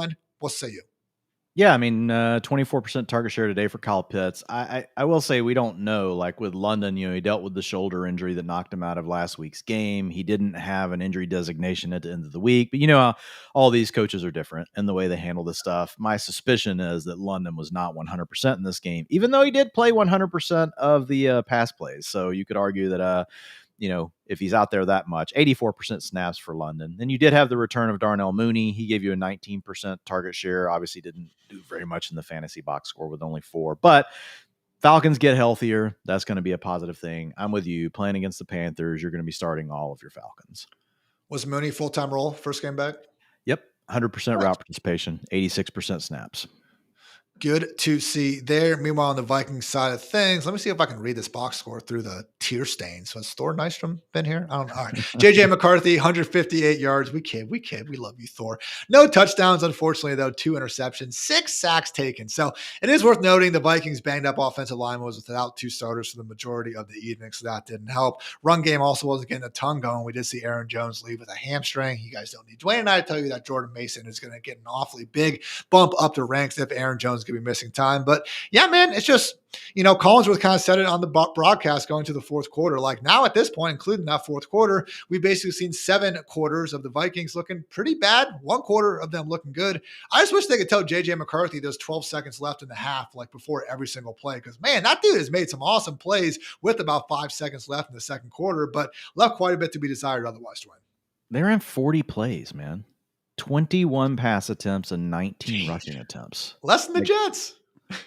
Yeah, and this is intentional, guys. They have slowed the pace down, opposite of what Kevin O'Connell normally does, and they're going to a hyper-balanced offense. What does that tell you? And we love J.J. McCarthy. We love Thor. We're joking around, but it tells you that Kevin O'Connell clearly knows that this quarterback's not ready. He's not ready to just – this is a coach that has not cared who he's had, Ian. Nick Mullins, Josh Dobbs, doesn't matter. He's going to drop back and fling the rock. He's not doing it, and he's protecting his quarterback. He's trying to let him learn and grow on the job. Doesn't mean J.J. McCarthy by week 7 or 8 might not be doing some of the things that we've seen some of the quarterbacks in this offense do before. We also know that he said that, Kevin O'Connell said that he wanted his team to get tougher. He wanted to be able to establish the run. So there's probably some combination of things going on here, but clearly, like, he does not trust J.J. McCarthy to run the offense the way it had been run over the last 4 years. And that's a downgrade for Justin Jefferson. Like, this offense is like borderline looking not quite like the Eagles, but close. And so Justin Jefferson, like, this is a downgrade, man. There's no way to get around it until we see JJ McCarthy turn around. We're not dropping Jay Jettas out of the top 12. Like, you're just not going to do it.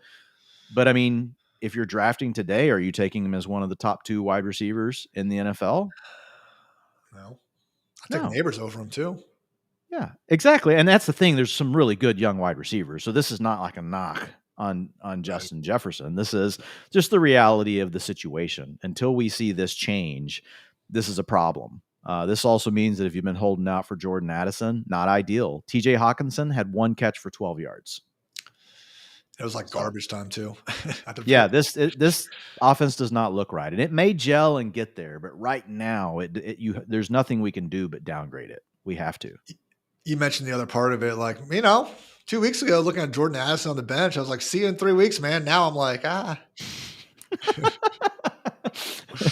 Yeah, you're like, no. I guess we'll hold you around. You've already been here a couple weeks, just one more. So again, it sucks, guys. But again, 81 scoreless yards for Jettas last week, 44 yards, 1 score.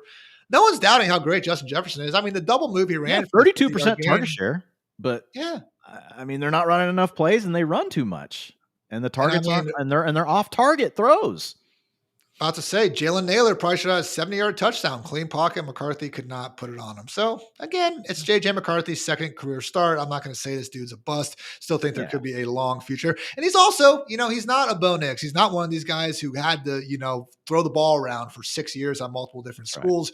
Right. He is a younger quarterback, and you got to give them a little bit more time and leeway, I think, to develop. But it's also, a good lesson to maybe not be trusting too much out of these young quarterbacks, even in what seems to be a pristine offensive environment, especially now with the offensive line a little bit banged up. So I guess last point here, Dwayne, would be, we don't know the severity of the Aaron Jones hamstring, but if he's out, man, I'm not saying Jordan Mason will get all the snaps, but I do think he is a capable 3-down player. Next week, we have the Vikings facing off against the Cincinnati Bengals. I mean, I'm not saying we can throw him in the top 12 immediately.